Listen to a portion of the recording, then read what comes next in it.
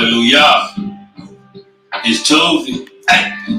It's in the scope, I got my sight on the kingdom. Pray he get all this oppression while I fight for my freedom. Don't want none of the smoke that he got for more than eating. You might not, but I need him, so I constantly seek him. And with silver in the spirit, cutting time with Babylon. Vacuum tool for the rule like a magnetron. A city full of mansions, never ending riches.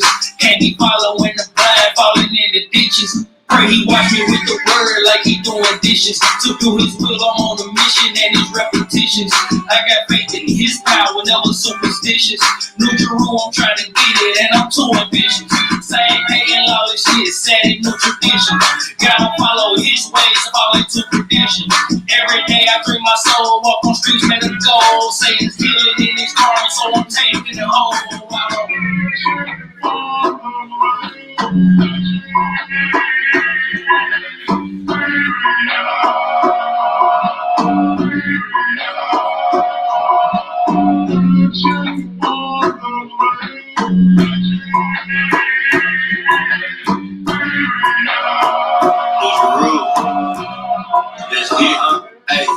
Seeking that holy city that come down from heaven. Daily pray on his return, I don't be found with living. If we talking about goals, I got one in sight. So I prep for his coming when the trumpets light. Amos 5, Joel 2, that's the day of vengeance. So every minute to that hour, let her be repenting. Gotta live and do what's righteous to escape the sentence. Store eternal treasures up instead of stacking pennies. Wanna be given that crown and a period linen. To put on garment from above, but put off the sinning. Cause in the place I wanna go, won't be a thought of crime. With an abundance of milk, honey, a lot of wine. Fountains of living water with the pure fruit. Every soul in one mind, and ain't no disputes. This is a spiritual war, and every day is a fight. So I'm sharpening my sword, and I be up all night.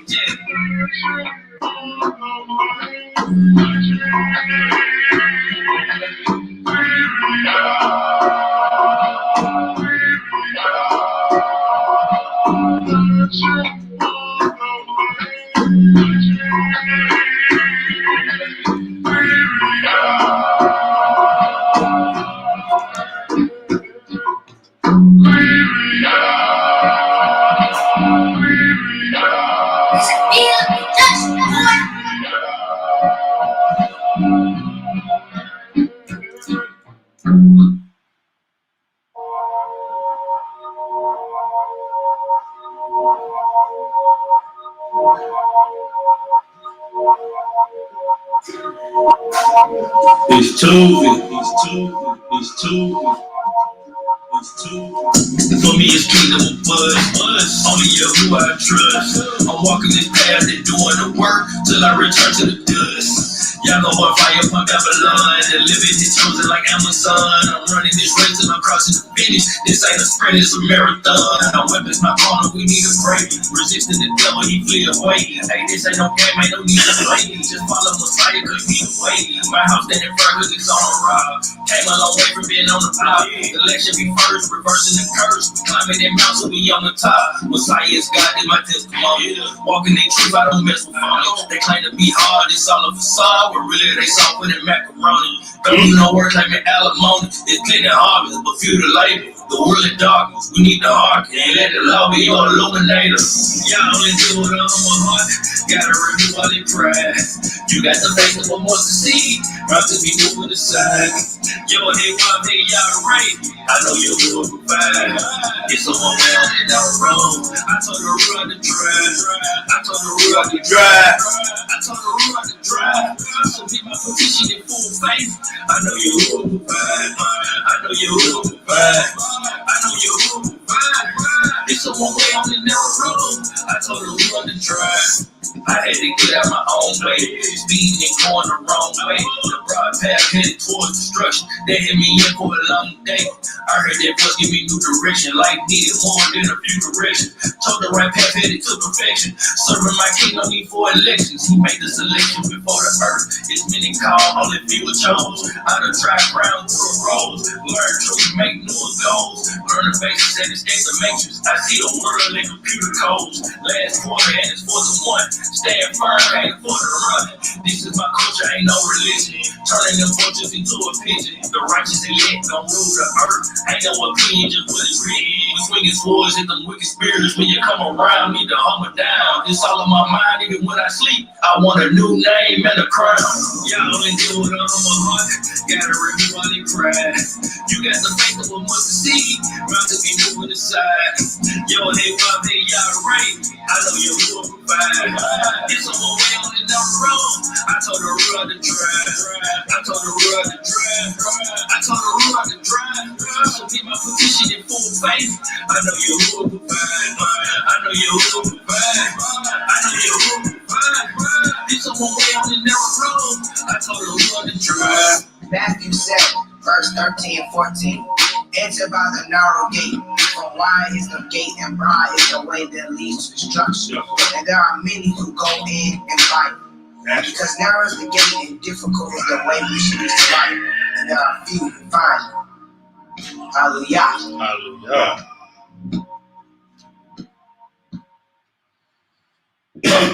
All praise, honor, and magnificent glory is unto our power, the power of Abraham, the power of Ishak, and the power of Yaakov. We give praise, honor, and glory to our uncrowned King, who coming back to set the record straight for Israel, because of Israel, and between Israel. Baruch Atah Adonai Eloheinu Akkad. We greet you in the tongue of our ancient forefathers. Shalom Aleichem. Peace be unto you. To our brothers and sisters in the faith, as always, we salute you. I got them young gunners back, ready to drop it down to do what we do. Dispensate the word of the Most High Yahweh. And with that, I give it to the young gunners. Hallelujah. Yes, sir. Like the elder said, we back in the building once again. Yes, sir. Y'all see the title, the different levels of torment, part 2. But this time, on this lesson, we dealing with one sin in particular, which is the sin of fornication, which is heavy and running rampant amongst Israel. Knowledgeable Israel and ignorant Israel. Mm-hmm. So this is something that we must deal with. And over here at this ministry, we deal with the behavior starting in the mind. Yes, sir. So that's what we're gonna be dealing with. We're gonna get to the root of it, and we're gonna, break it down and show you the torment for those that's caught in fornication when our King returns. It's not gonna be pretty. No, sir. At all. With that, I let my brute introduce himself, and we're gonna get a sound check. All right, mic check. How that sound, Hebrew? Sound good. That sound We good. gonna work with it. All right, cool. Let me. Okay. All right. So, you know what I'm saying? I see the spirit already on my brute early. You know what I'm saying? I can tell by how he talking. It's finna go down tonight, y'all. So, hey, but y'all know who I am. You know what I'm saying? Y'all can see my name right there at the bottom of the screen. IT Young Lion. You know what I'm saying? Shabbat Shalom. I hope y'all Feast of Tabernacles was great. Hope y'all enjoyed y'all 8th day. And y'all see the title, the different levels of torment, part 2. You know what I'm saying? We're gonna get into it tonight. You know what I'm saying? We gonna be touching on, like my brute told you, promiscuity and fornication. Right? Because a lot of people, they don't know the difference between adultery, fornication. You know what I'm saying? Some people don't know the difference. You know what I'm saying? So hopefully tonight we can show, what it is. And fornication is picture fornication like a tree. Fornication is the tree. And then the branches, you have adultery, you have sodomy, you have bestiality, right? So think of it like that, you know what I'm saying, as a way to help you better, you know, to put it in layman's terms, I should say. But we gonna get into it. You know what I'm saying? Octuvaya. Go ahead, bro. Yeah, I just wanted to add, like, this is imperative because most of our people think only unmarital sex is fornication. But according to the law, there are different types of fornication. You know what I'm saying? And we're gonna go there and show that throughout this lesson. You know what I mean? What the different types of fornication are. Not only unmarital sex is fornication, but like the Bruce said, sodomy, bestiality, adultery. You know what I mean? Sleeping with one's sister or brother, ancestry. Yeah. You know what I mean? Yeah. And we're going to go to one of our beloved patriarchs and let him give his testimony about his fornication and promiscuity, and also get some admonition. All right, and I just want to throw this warning out here. Y'all, I'm gonna give a slight parental advisory because the subject matter, and hey, we gonna have to talk real tonight. You know what I'm saying? I'm gonna try to keep it PG-13. You know what I'm saying? And however it flow, it's gonna flow though. Pops, hey, Pops, I don't want to hear none of that, man. No, never mind. Go ahead. Nope, if it hits your spirit, I'll tell you, bring it out. Bring it out. You know what I mean? Hey, and anybody listening, you got any sodomitis family members? Hey, send them the link now. Yes, sir. Yeah. You got any whoremongering cousins or brothers? I was just about to say. Yes, sir. Send the link now. Yeah, all the Bill Bellamy, how to be a player type Negro. Send this to them. Yes, now. Sir. How to be a player lights. Send this to those. Send this to the Send this to the women who gonna have fun, who just out here having fun before they settle down. Send this to them. YOLO. Yeah. Send this to them. Yeah, because we're gonna talk about them too. Yeah. The judgment is really ugly for them. Oof. Yeah, especially when you start hanging on by your breast. Come on now. Let's jump into the Hebrew. You want to kick it off? Right. Yeah, let's go ahead and kick it off, bro. The first spot we're gonna go to is Galatians chapter 5. Galatians chapter 5, we're gonna read 19 through 21. Well, we on the same accord, Hebrew. Oh, praise. Hallelujah.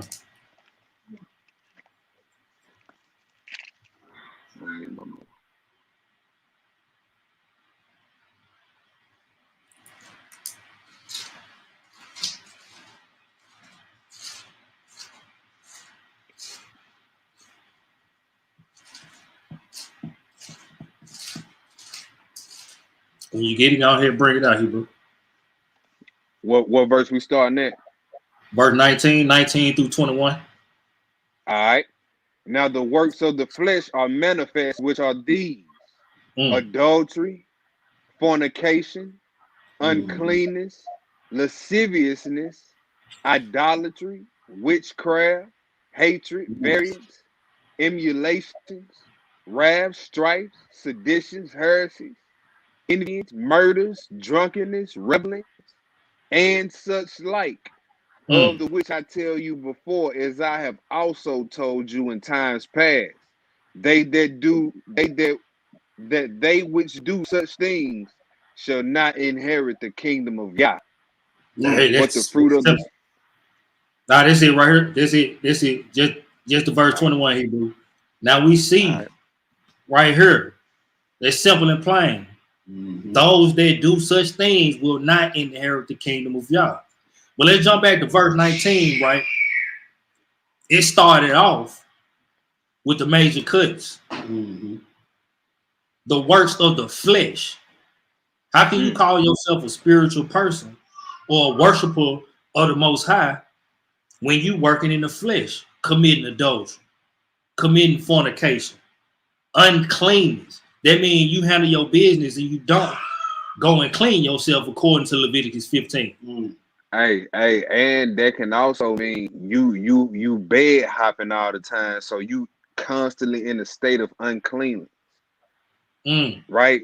That you know what I mean, like that. Think about that too. And they go for you women too, because it's a scripture in Proverbs that say that a woman after she do her deed, she wipes her lips and say ain't nothing happened. The adulterous And, woman. hey, in the times that we living in, what you think the scripture talking about when he say lips? Let's be real. Keep it 100.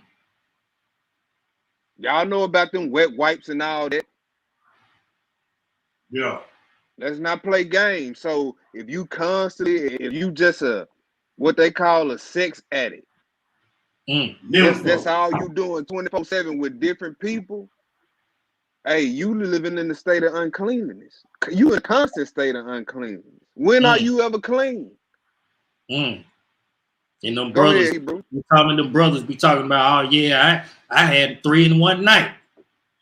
When are Super you ever unclean. clean? Super unclean. You passing defilement. Or, you know, on a different level, these brothers, they got multiple wives. They think they can go into one woman in the day and go into another before the sundown. No, sir. It's uncleanness. Yeah. And you putting lives at risk. Multiple lives at risk. we gonna have to get it together. Yeah. We're gonna have to get it together. That's right, Akor. You might want to put the kids in bed on this one, brother. Yes, sir. Hey, and all you habitual masturbators, when are you ever clean? Ever. Spilling seed. Now we gonna talk about it tonight. Bring that out. Living in a state of uncleanliness. Go ahead, Hebrew. All right. Let's go to the next spot. Book of Ephesians. Flip over a couple pages. Book of Ephesians, chapter 5. We're gonna read 1 through 3.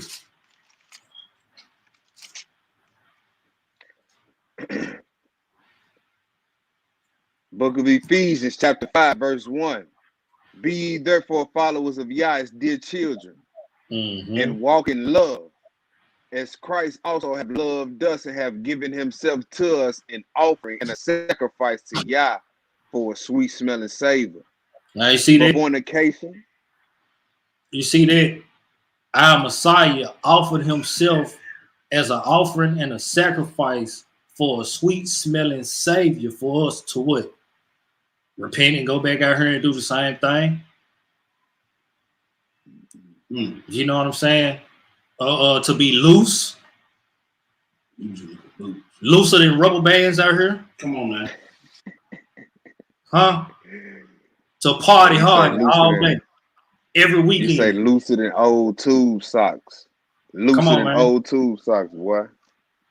Super loose. Yeah. What is we doing out here? Waiting for the weekend. It's Friday night. Feeling right. Okay. You going. This is how we do it. You going and committing fornication on the Shabbat. Yeah.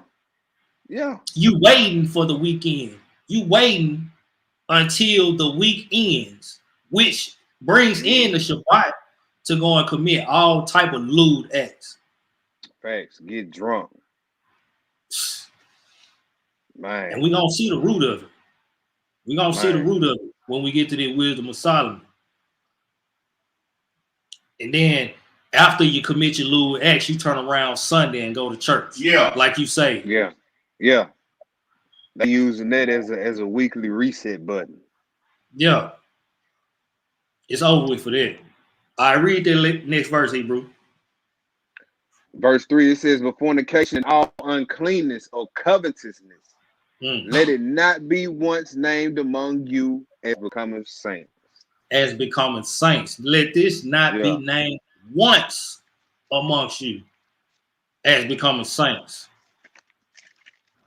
How you gonna call yourself? How you gonna call yourself a saint and be a fornicator at the same time? Mm. You looking at your brother's wife, but you a saint. Mm. You trying to dig up your sister's skirt, but you a saint. You uncovering your father's nakedness, but you a saint. Mm-hmm. It ain't gonna work. Still right. bragging about all your old bodies, but you a saint. But you a saint. I got precept, Hebrew. Let's get it. 1 Thessalonians chapter 4, 1 through 5.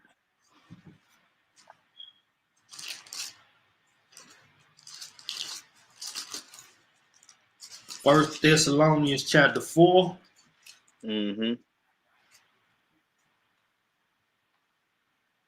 Verse 5. 1 through 5. 1 through 5. All right. Yes, sir. Verse 1. Furthermore, then we beseech you, brethren. Who wrote the book of Thessalonians? Oh, Paul. Mm-hmm. Yeah. Okay. Brethren, and exhort you by the Master Yahushua, that as ye have received of us, how ye ought to walk and to please Yah, so ye would abound more and more. For ye know what commandments we gave you by the Master. For this is the will of Yah, even your sanctification, that ye should abstain from fornication. Mm-hmm. That ye should abstain. He said that ye should abstain from fornication, not run to it, not be enticed by it, not ignore it until the feeling goes away. He said abstain, to hold oneself off. When you look up that word, to hold oneself off. So look, this is something you got to be proactive against, because look, we're gonna read, it's proactive against you. It's always active. This spirit is always active. Yeah, it leaves and come back. Yeah. Yeah. Go ahead, Hebrew. All right. Verse 4. Then every one of you should know how to possess his vessel in sanctification and honor. You see that? Not how to possess his vessel in sanctification. So we supposed to be, we holler, we set apart, and then when it come down to what you doing on the other side of midnight, you just like the world, you just like Sodom and Gomorrah. Right? You just like Babylon. Still trying to run through women, but using polygyny as a cover. Right? You some of you sisters is slick. Right? Well, you know, that situation just wasn't for me. And every time we look up 3 months later, you with somebody else. you You trying know to become a saying, sister man? Yeah.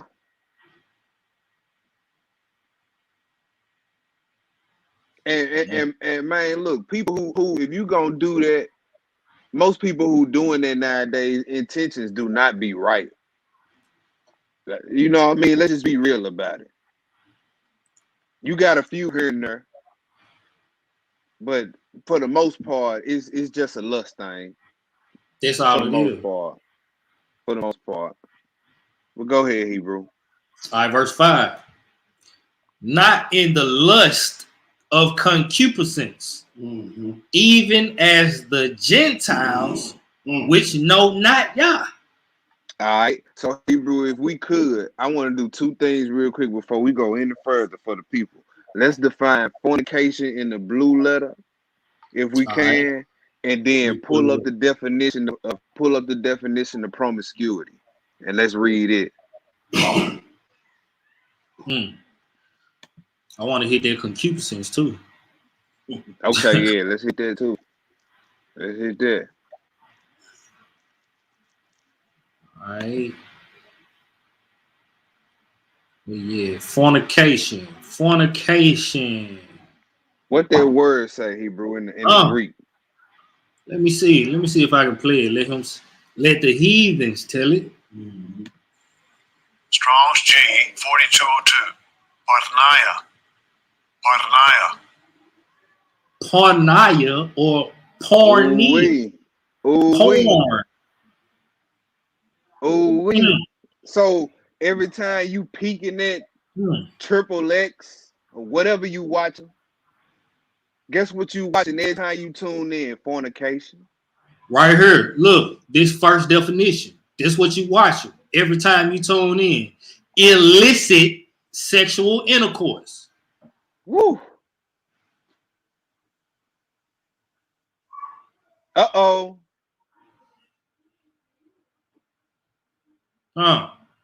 Adultery, fornication, homosexuality, lesbianism, intercourse with animals, etc.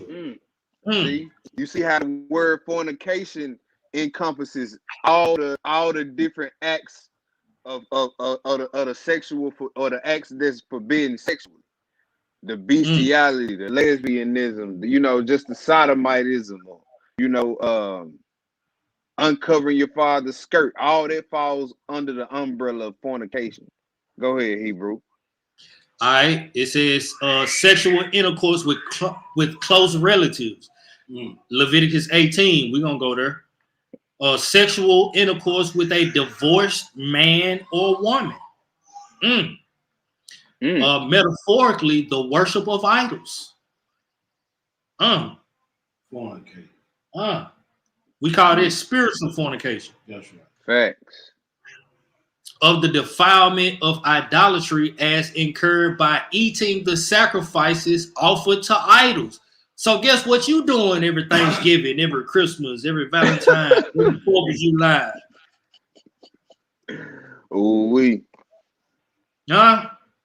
You fornicate spiritually. Yeah. And then you go off and fornicate figuratively, literally, after you fornicate spiritually. So you double fornicate on what they call holy days or holy days. Right.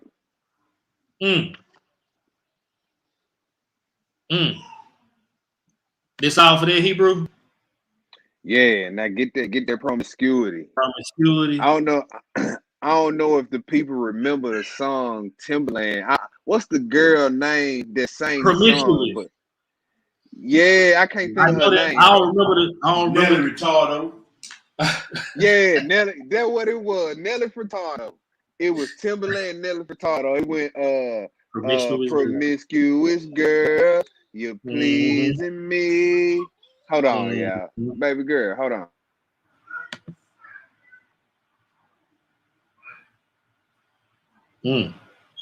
Boy, licentiousness.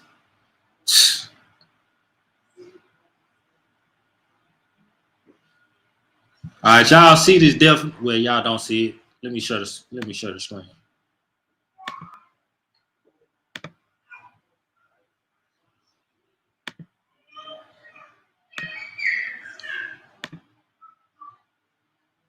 All right, y'all see the screen. The definition of promiscuity, the fact or state of being promiscuous.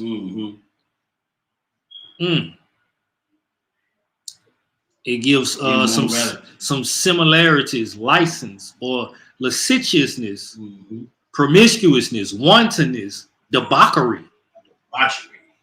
Hey, now read. Pull up promiscuous. Promiscuous. Look, you got a question down here, right? It says, "What is a promiscuous person?" Having or involving many sexual partners, not restricted to one sexual partner or few sexual partners, not restricted to one class, sort, or person, indiscriminate education.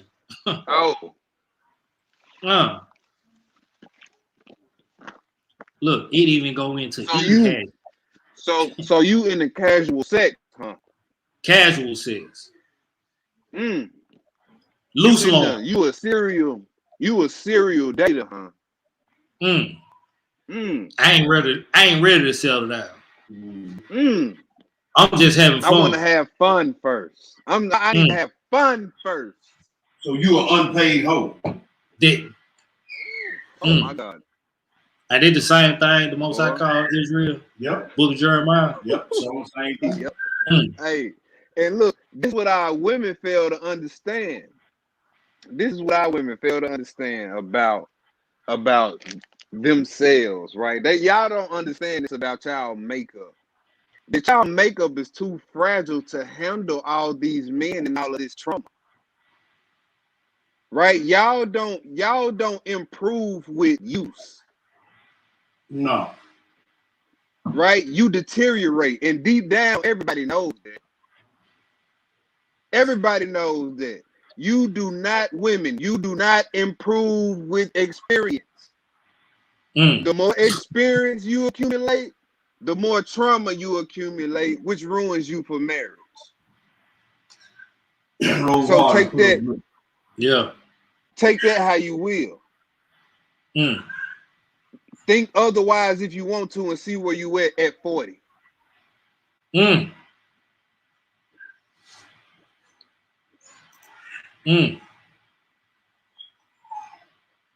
Some of y'all can look at your life now as a living witness.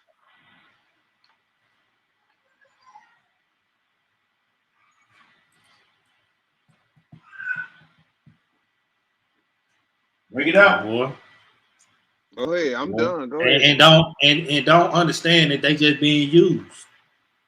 Yeah. And we men just want to get their feel and get on.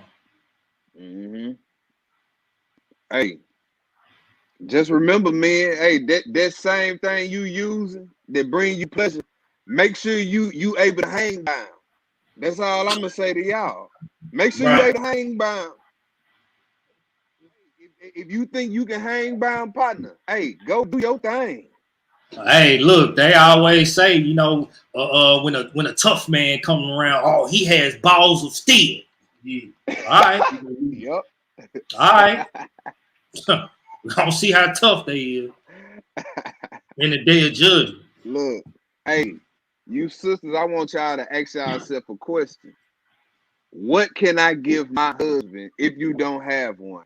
What you need to ask yourself, what can I give my future husband that I haven't already given another man? We. That's what you need to ask yourself. We. And be honest with yourself now. And if the answer's not checking out how it should, and y'all know where y'all catch my drift. It's some things that need to be handled, and we gonna show, all this, people say, well, I'm working on myself. We gonna see what our forefathers did when he was working on himself. It ain't just sitting around and waiting on better results. It's actually doing something. Right? He didn't go seek no therapist. He didn't go do none of this. We got all the steps we need. We can do self-therapy with the help of these manuscripts. Right. Right? Go ahead, Hebrew. I'm done, Ben. Go ahead. All right. So now we're gonna deal with the mind, right? We're gonna go and deal with the mind because our master told us where it starts. We're gonna go to the book of Matthew. Book of Matthew, chapter 15. And we're gonna read 11 through 20, Hebrew.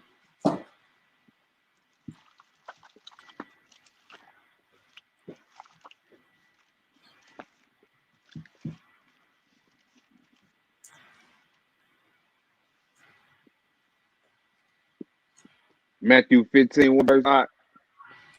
11 through 20. All right.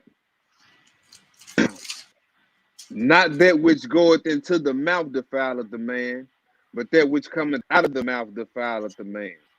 All right, so the Messiah was dealing with the Pharisees and the Sadducees, as he often does, But this time they was coming to him talking about his disciples eating with unwashed hands.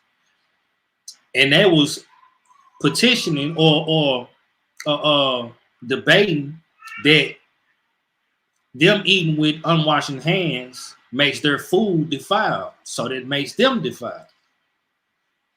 So this is the master giving an answer to them Pharisees. Mm-hmm. All right, go ahead, Hebrew.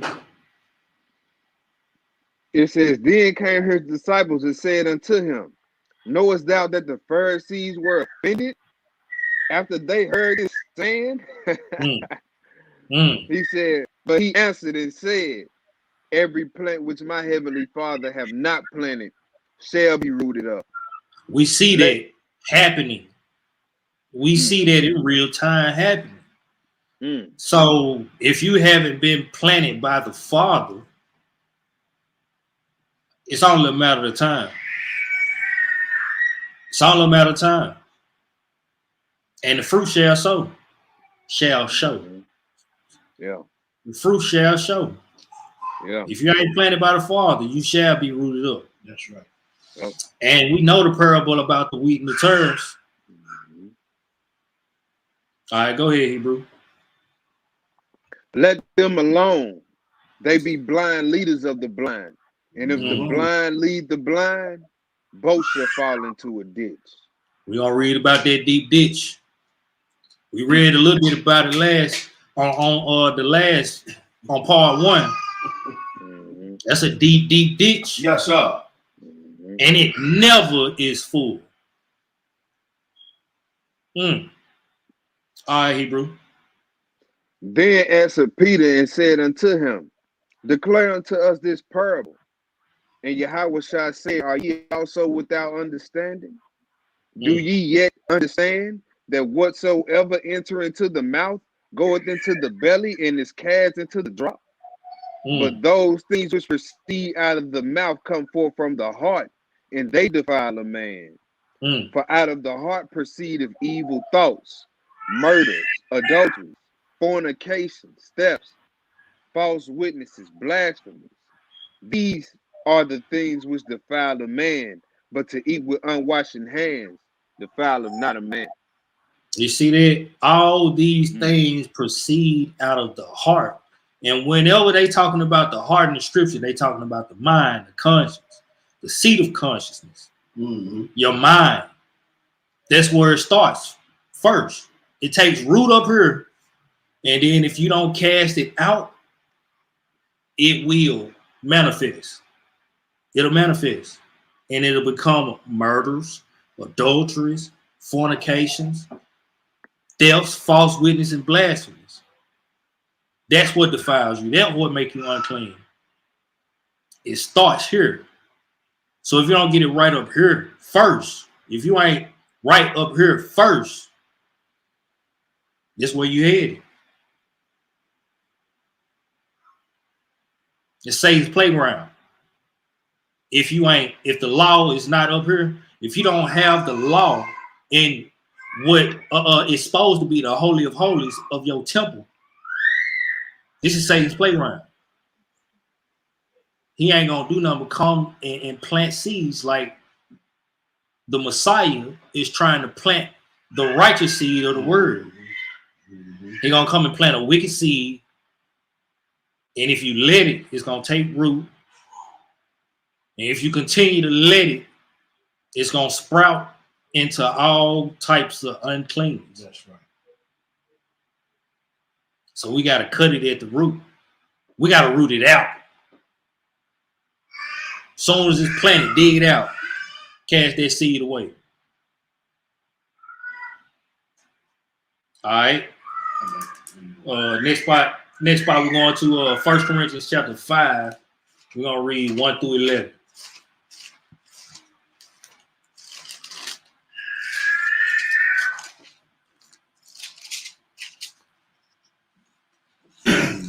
Yes, sir.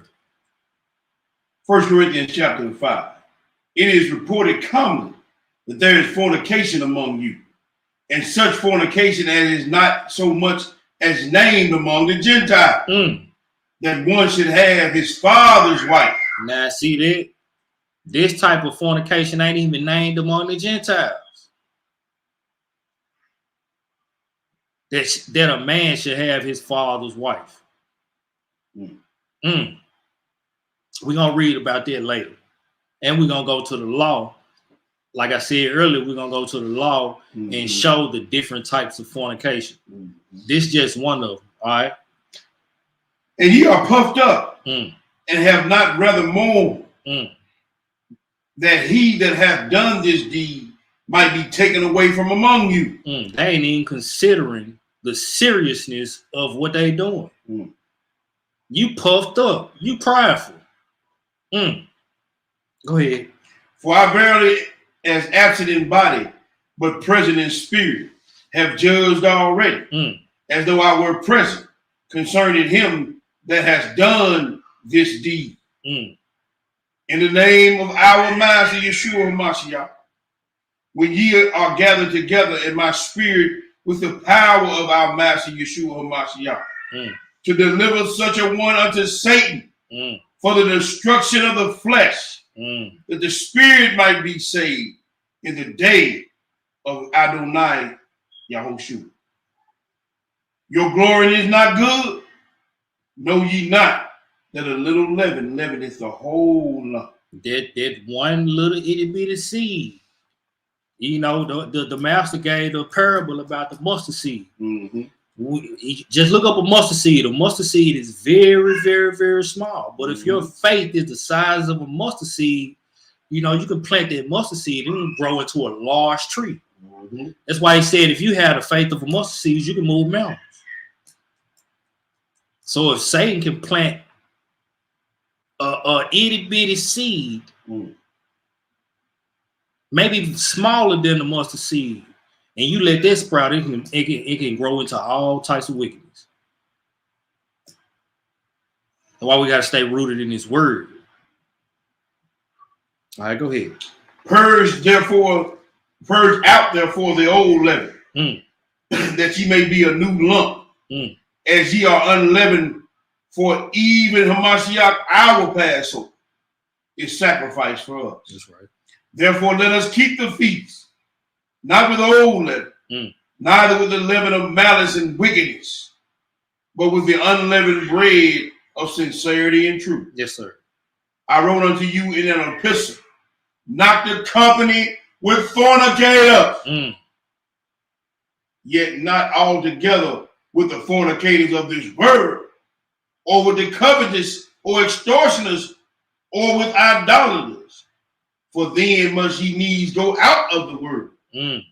But now I have written unto you not to keep company if any man that is called a brother be a fornicator, or covetous, or an idolater, or a railer, or a drunkard, or an extortioner, with such a one not to eat. Now, see, Paul saying, he told you not to keep company with the fornicators of the world. You come out of the world and separate yourself from people like this that are in the world. But he goes a step further. Like, look, you don't even need to be around nobody that's calling themselves a believer that is a fornicator. Don't eat with them. Especially those who call themselves a brother. Or a sister. You loose-legged and coming out of both pants leg. And you call yourself a conscious Hebrew Israelite. Totally contradicted to the name Hebrew Israelite. Come on. Yeah. You a pornos watcher. Come on. Because what you going to do? Being loose-legged like the elder said. You going to try to creep up in your sister or your brother bed. You don't care. It's going to turn into lasciviousness. That's unbridled lust. You can't control it. No matter what, you just got to get something off. You got to get something off. It don't matter where you at, who around, who watching. You got to get it off. Yeah. And people walking around thinking that being hypersexual is normal. Y'all that's a demon. It ain't no way in the world you as a grown adult go majority of your day thinking about sex. Mm. And you think that that's normal. Mm. You ain't thought about nothing else pretty much all day but that. Mm. That's a demon. That concupiscence and how you, whatever you see, whatever you look. watching. That's what I'm saying. Look, I somebody who done dealt with lust. It had you thinking about people you never met. Yeah. Sex with them. So if you got that on you, you need to get with somebody who done been through it and get with them. And get that up off you and see how we can get that up off you, partner. Yes, sir. Go ahead, Hebrew. All right. That was 1 Corinthians 15. No, 1 Corinthians 5. Mm-hmm. Let's hit 1 Corinthians chapter 6. Just did one verse. Oh, I don't know if you want. Well, this heavy. 1 Corinthians chapter 6, verse 9, and then we're gonna go to Leviticus chapter 18 and read the different types of because people say the law done away with. Say less. All right, read that one verse, Hebrew. What verse you say? Verse 9. Verse 9. 1 Corinthians chapter 6, verse 9. Know ye not that the unrighteous shall not inherit the kingdom of Yah? Be not deceived, neither fornicators, nor idolaters, nor adulterers, nor effeminate, nor abusers of themselves with mankind, nor thieves, nor covetous, nor drunkards, nor revelers, nor extortioners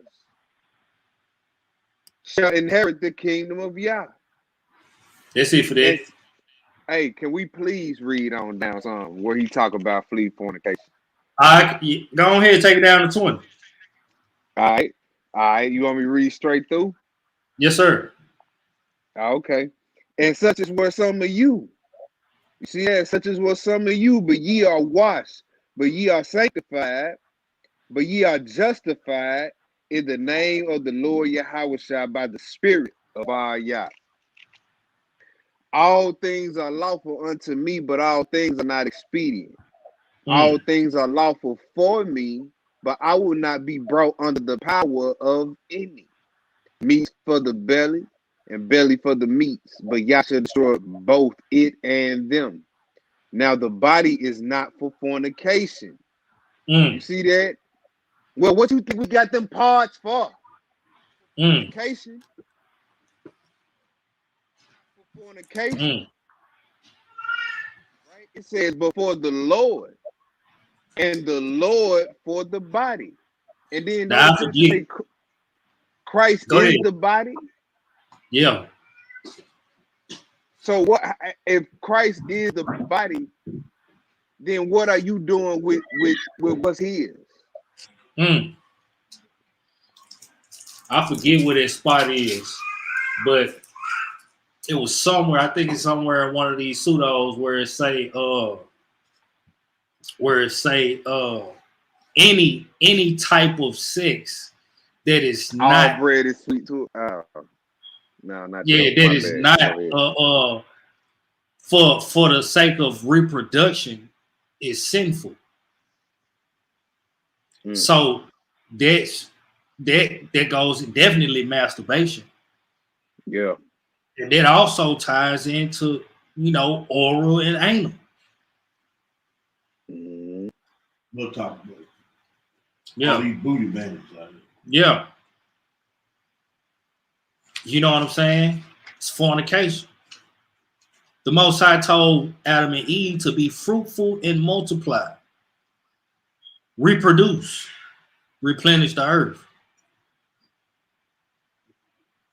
Just think of the ways that you can't reproduce sexually.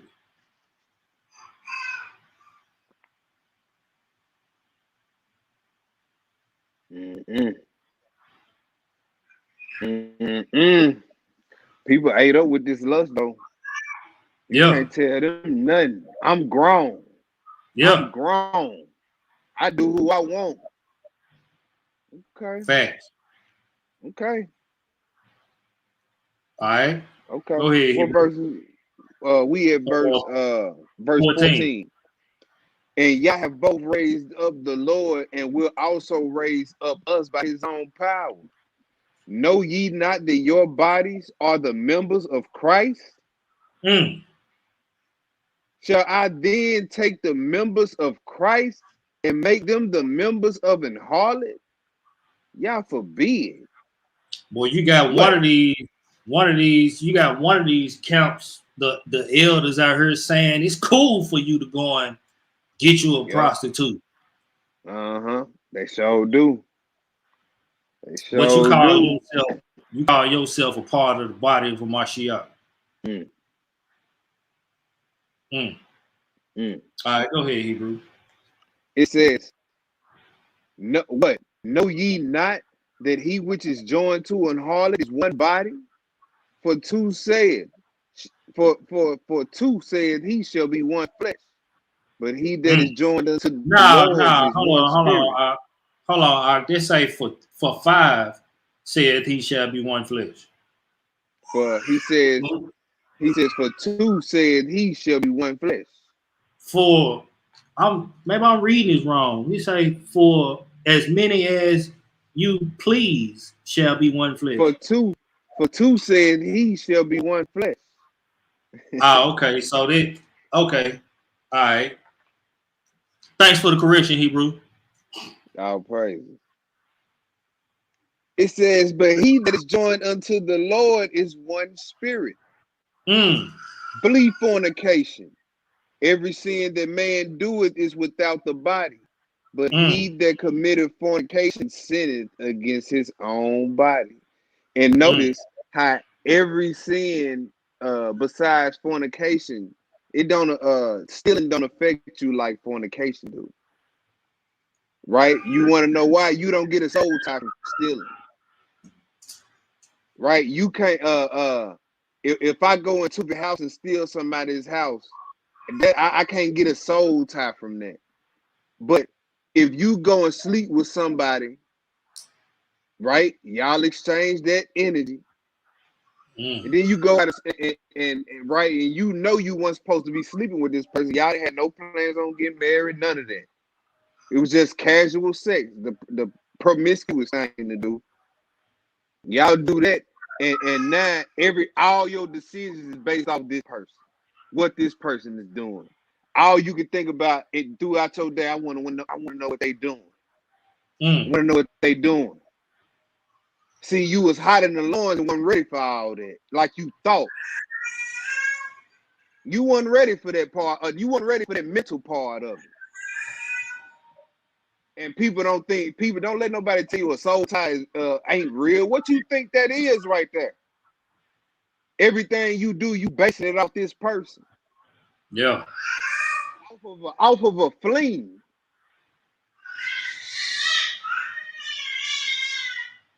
And they on to the next, and here you are just broken and traumatized.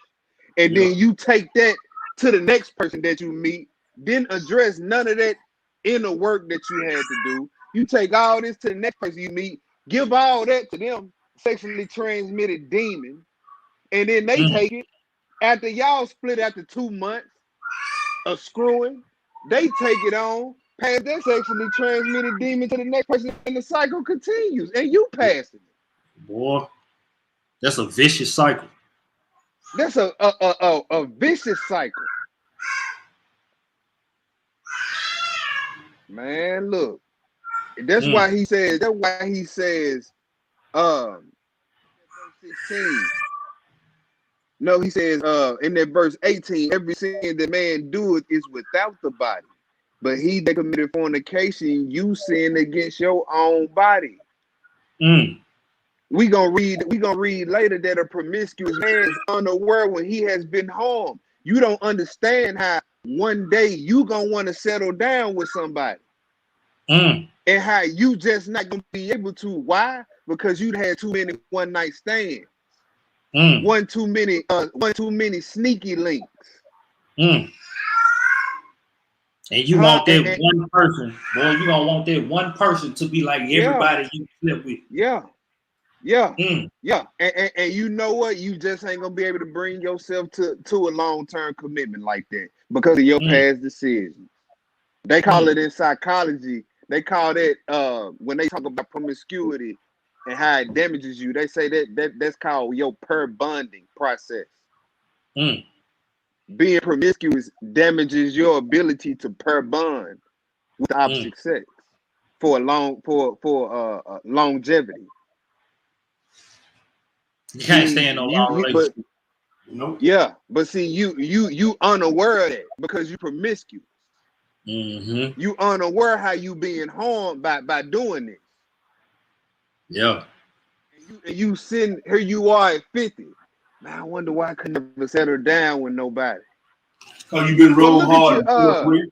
you look, you was a players man. You was a side nigga for 5 years with different Yeah. women who had men.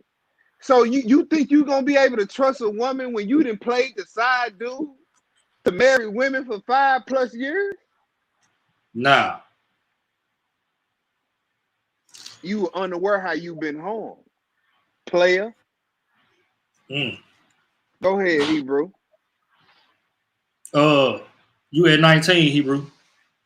Oh, I'm telling you, go ahead. I thought you had something. I thought you had so you wasn't there. Nah, you All on right. fire, Hebrew. Keep it going. All right. It says, "What know ye not that your body is the temple of the Holy Ghost, which is in you, which ye have of Yah, and ye are not your own? This Mm. my body, I can do what I my want to body. do. Pro-choice. I'm Yeah. pro-choice. All right. It says, for ye are bought with a price. Therefore, glorify Yah in your body and in your spirit, which are Yah's." Mm. See, Hallelujah. we gonna see where they're pro-choice Yeah. landed thou a little bit later. If you land, Buddy. huh? Mm-mm. All right. Man, what we going to next? Let's go to that wisdom of Solomon, right? Mm-hmm. Let's go to that wisdom of Solomon, chapter 14. Show where these acts begin. Because he said, we read earlier, this should be named once among you as becoming saints.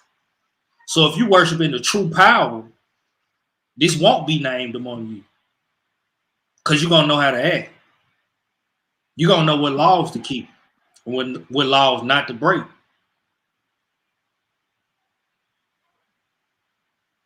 You ain't going to have nobody teaching you, oh, you go and live your life. Okay. Go out and do what you want to do. Just come back and say 10 Hail Marys. And you're forgiven. Yeah. All right. Yeah. Wisdom of Solomon, chapter 14, Hebrew. We're going to read 12 through 27.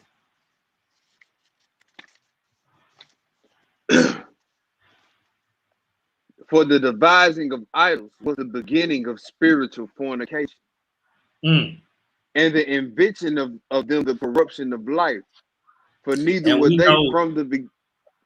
We know everything spiritual also eventually becomes physical. Mm-hmm. So he said the devising of idols was the beginning of spiritual fornication. He worshiping false gods. And all these false gods gonna tell you, you can do what you want to do. Do as thou wilt. So guess what? You gonna go out and do what you want to do. Because your God ain't got no rules. Yeah. Just have fun. Live life until you die. Yeah, I just want to enjoy life first before I do all that, before I get my life together. What? Yeah. Well, see, you don't understand that being lawful and living according to the law of the Most High, you can still have fun. Right, You can still right. have fun, keeping your loins in check. Mm-hmm. You can still have fun. But see, they You can, fun to sin. That's they yeah, fun. yeah. been rolled hard to put up with. That's right. Now she want to settle down. Now she want to settle down. Man, you use good. Yeah. You can't give me nothing another man ain't had or another man won't. Come on now. That's what You I'm want me to saying. pull Like, off the lot and it beat up car, bad motor, tore Yeah. up seats. Yeah. You know what I'm saying? Bruh. Ran down transmission, Come on, bro. stern wheel. You know what I mean? All loose. Yeah. Yeah. Yeah. Dents all in the body of the car. Huh? And but I got to cherish you now. Yeah. Oh, okay. Then I'm walking down the street, everybody, you speaking to every other dude on every car. They know you. Where you know that from? Oh, and see, that goes back to what I said earlier. But see, look, and see, that goes back to what I said earlier. Women, y'all do not improve with use. Mm. Just like the brothers use the analogy of pulling the car off the lot. Does a car improve with use? Mm-mm. So if I'm a man with good credit, with a nice bank account, or in other words, in terms of finding a woman, if I'm a man with my stuff together, walking with the Most High, why would I go to the car lot and pick out a used car? Mm. Why? Or you going to buy you, it's 2021, right? You going to buy you a 2022 with 1,000 miles on. Mm-mm. Mm-mm. Ain't happening, Captain. You know what I'm saying? You go out and get you a brand new car with over 1,000 miles on. Yeah. You brothers, I'm telling y'all, this me talking to y'all as a brother. Look, man, buy new, bro. Y'all get what I'm saying. Buy new. Look, even if it take you a minute to find that. It ain't gonna take no minute. Right. Well, yeah, Nah, you right. I know Yeah. exactly what you mean when you say that. You ain't got to go into detail, but I know exactly what you mean when you say that. It ain't. Forgive me for that. I stand corrected on that. You right. Hallelujah. You right. You Yeah, right. And so, you women that cross that line and getting yourself together. Hey, just wait. The Most High gonna send you somebody. mm-hmm. All hope ain't lost for you. But you sisters who in that state and ain't trying to come out, you just in that cycle, repeat, wash, rinse, and repeat. Literally, wash, rinse, and repeat. Guess what's coming for you? We gonna read. He seeth thou. He seeth thou. We gonna read. Go ahead, bro. What, Mom? You got something? You go ahead. Verse 13. Verse 13. I don't know. Look. I don't be knowing you gonna come in. You know what I'm saying? I thought Yeah. you thinking you be getting ready to say something. Nah, I was done. Oh, okay. What verse we at verse 13. Verse 13. For neither were they from the beginning, neither shall they be forever. Mm. By the vainglory of men, they entered into the world, and therefore shall they come shortly to an end. For a father afflicted with untimely mourning, when he hath made an image of his child soon taken away, now honored him as a God, which was then a dead man, and delivered to those that were under him ceremonies and sacrifices. All right, Hebrew. Jump down to verse 22. All right. Moreover, this was not enough for them that they erred in the knowledge of Yah, but whereas they lived in the great war of ignorance, Those so great plays called they peace. For while as they slew their children in sacrifices, or used secret ceremonies, or made revelings of strange rites, they kept neither lives nor marriages any longer defiled, but either one slew another traitorously and grieved him by adultery. So that there reigned in all men without exception blood, manslaughter, theft, dissimulation, corruption, unfaithfulness, tumults, perjury, disquieting of good men, forgetfulness of turns, defiling of souls, changing and changing and of kind, disorder in marriages, adultery, and shameless uncleanliness. For the worshiping of idols not to be named is the beginning, the cause, and the end of all evil. Now, check that out. Check that out. We read, for the devising of idols was the beginning of spiritual fornication. And it went on to name, you know what I mean, to explain how through an artist's diligence painting the idol, how it leads up to all of this. When the people get into idolatry, what they do, they slay their children in sacrifices, offering up to Molech. They use secret ceremonies, witchcraft. They make revelings of strange rites, more witchcraft. They kept neither lives nor marriages any longer undefiled. All types of abominable acts going on in the bedroom. They slaying each other traitorously. So you killing this man to take his wife. Or grieved him by adultery, or you just going into this man's wife, or you know, sneaking up into your sister's bedroom with her man. You know, you got what? Without exception, blood, manslaughter, murders, theft, stealing, and dissimulation. I don't know the definition of that one. What's that? Dissimulation. Lying. Ooh. Corruption, unfaithfulness, tumults, and perjury. More lying. Right? The disquieting of good men. So slander. You want to ruin somebody's good name. The defiling of souls. We read about that uncleanness earlier. All right. And the changing of kind. You dykes. You transsexuals. Right? You effeminate men. I seen one of them earlier today. I couldn't do nothing but shake my head.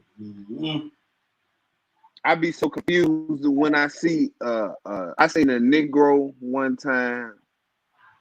Negro, big hairy legs, had a dress on, a spaghetti strap dress on, Hebrew. Yeah. Full beard with a doggone wig on. Look like you ought to be slam dunking somewhere, running a football. You got a dress on. Straight up linebacker. Yeah. I said, 2-1-2. Yeah, exactly. Holy Abba, please. Heaven, help us. Now let's drop that right there, Hebrew. Go to the next spot. Book of Romans. All right. Romans chapter 1. Romans chapter 1, we're going to take all this in. We're going to read 18 through 32.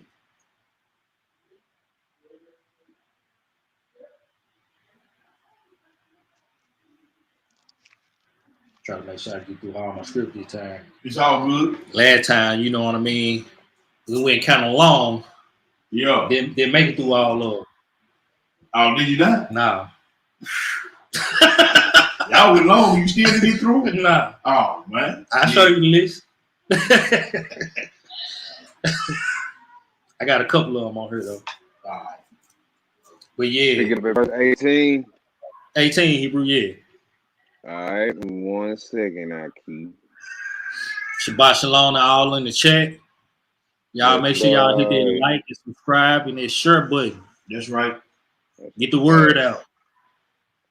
That's a fact. All right, Romans chapter 1, verse 18. For the wrath of Yah is revealed from heaven against all ungodliness and unrighteousness of men who hold the truth in unrighteousness.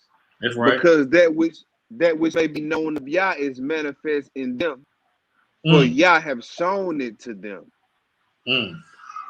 For the invisible things of him from the creation of the world are clearly seen, being understood by the things that are made, even his eternal power and Godhead, so that they are without excuse. You see that? Because, so you ain't got no excuse. Ain't no excuse. Even the creation shows you how to be obedient. I think we read that in the last one. The creation shows you how to be obedient to the Most High. Facts. First and we read in 101. We gonna read in this. We ain't gonna read it because we'll be too long. But we read in this Apocalypse of Paul how only man sins against the Most High. Everything else in creation is obedient. Don't break law. Don't go against ordinance. Only man is disobedient. Why is that? Only man is disobedient to the Most High, and he put man to have dominion over all creation. All right, go ahead, Hebrew. It says, for the invisible things of him are clearly seen from the creation of the world, being understood by the things that are made, even his eternal power and Yahweh, so that they are without excuse. But because when they knew Yah, they glorified him not as Yah, neither were thankful, but became vain in their imagination, and their foolish heart was darkened. Professing themselves to be wise, they became fools, and changed the glory of the incorruptible Yah into the image made like to corruptible man, and to birds and four-footed beasts and creeping things. There it is again, the idolatry. Is the root cause of all the fornication. It says, wherefore Yah also gave them up to uncleanness through the lust of their own hearts, to dishonor their bodies between themselves. That's the 1 Corinthians 6:14 on down. It says, who changed the truth of Yah into a lie and worship and serve the creature more than the Creator, who is blessed forever. Amen. For this cause Yah gave them up to vile affections.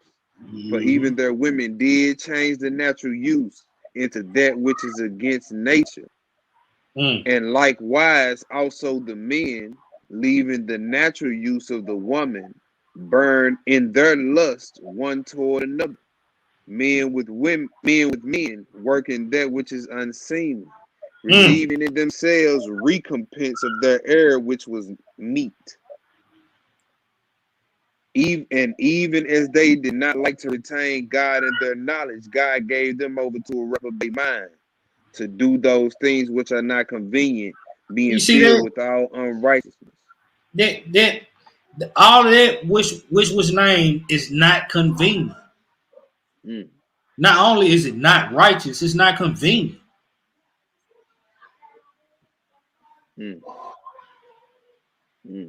Yeah. You inconveniencing yourself working with another man doing that which is unseen. And more to the point on the inconvenient part, a man's body is not made like a woman's body. When a woman's body receives semen from a man, she has a monthly cycle to put off all the impurities out of her body. So when a man is laying with another man, and you know what I'm talking about, I ain't gonna get a lesson, but you know what I'm saying, your body is not made to put off impurities that way. Facts. That's inconvenient. Facts. Yeah. Just like go ahead, bro. I was gonna say, at some point, whenever you're doing something contrary to nature, nature will eventually tell you no, right?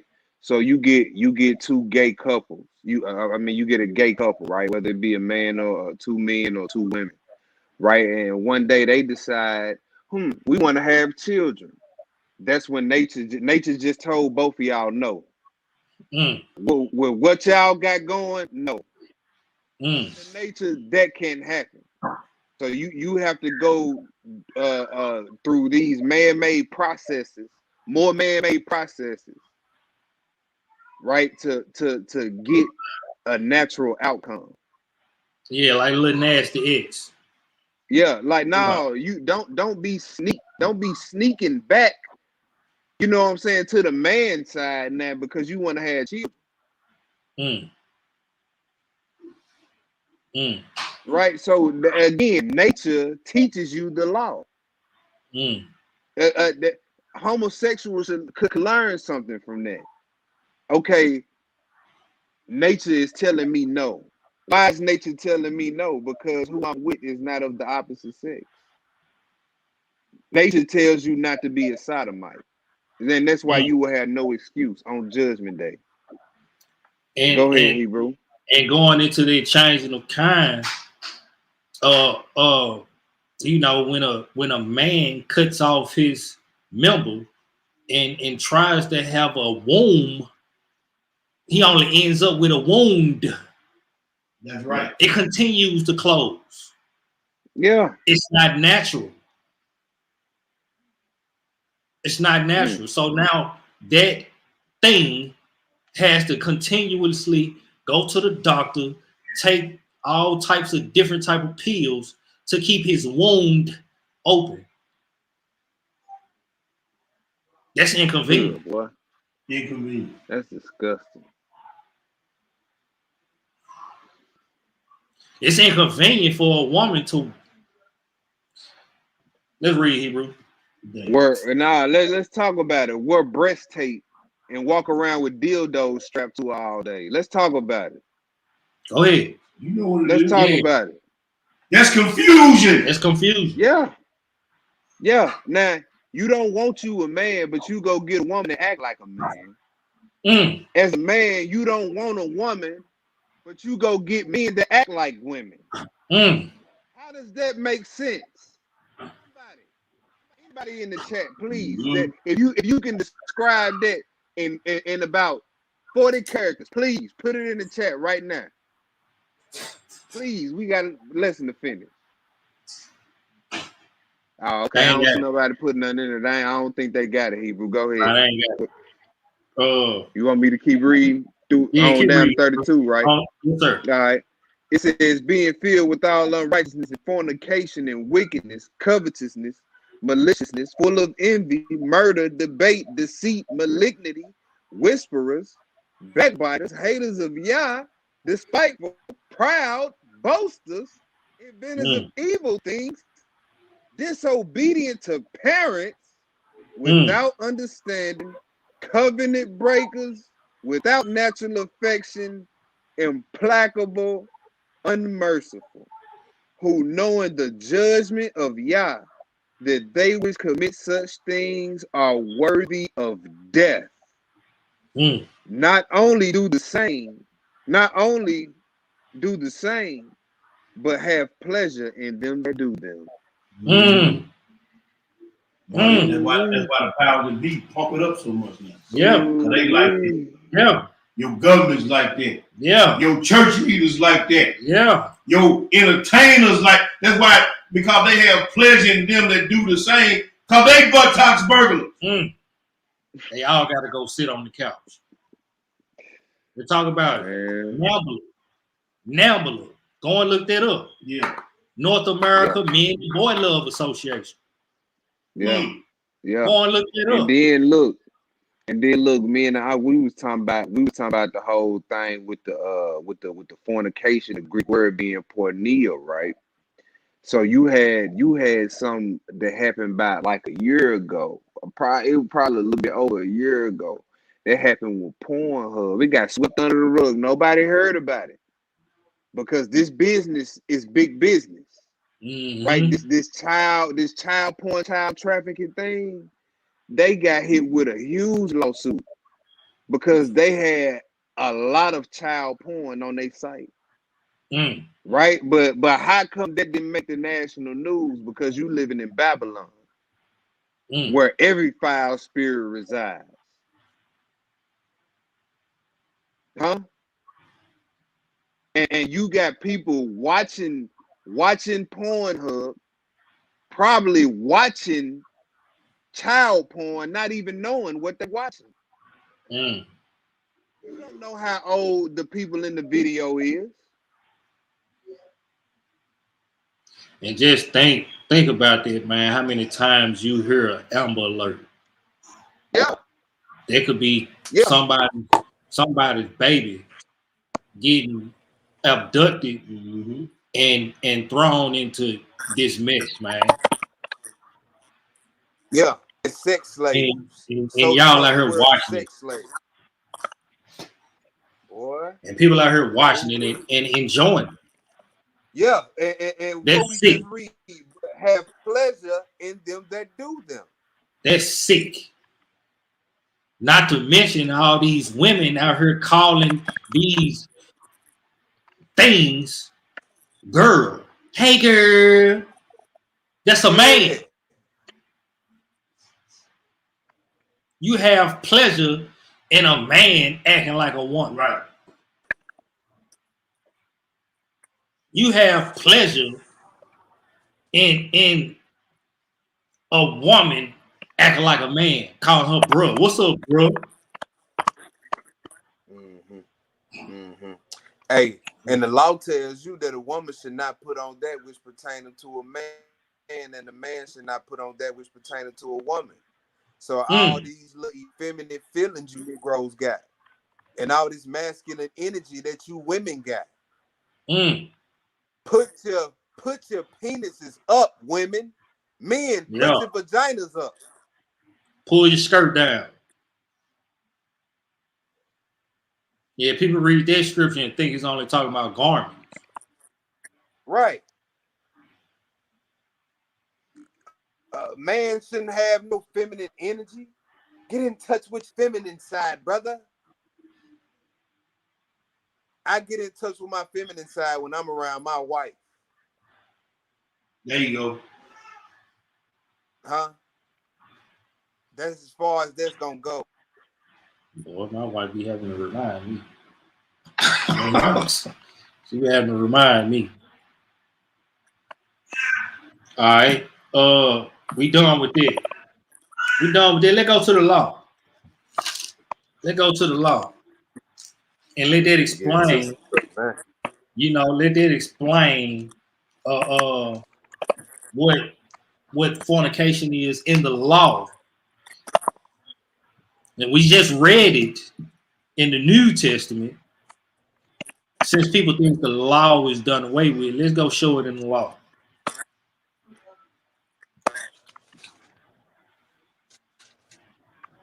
And the elders got plenty of lessons showing what law was actually done away with, what law Paul was talking about. It was not talking about the law, the ceremonial laws, the economical laws. It said law, not laws. Thank you. There was a law that was done away with, not the laws that were done away with.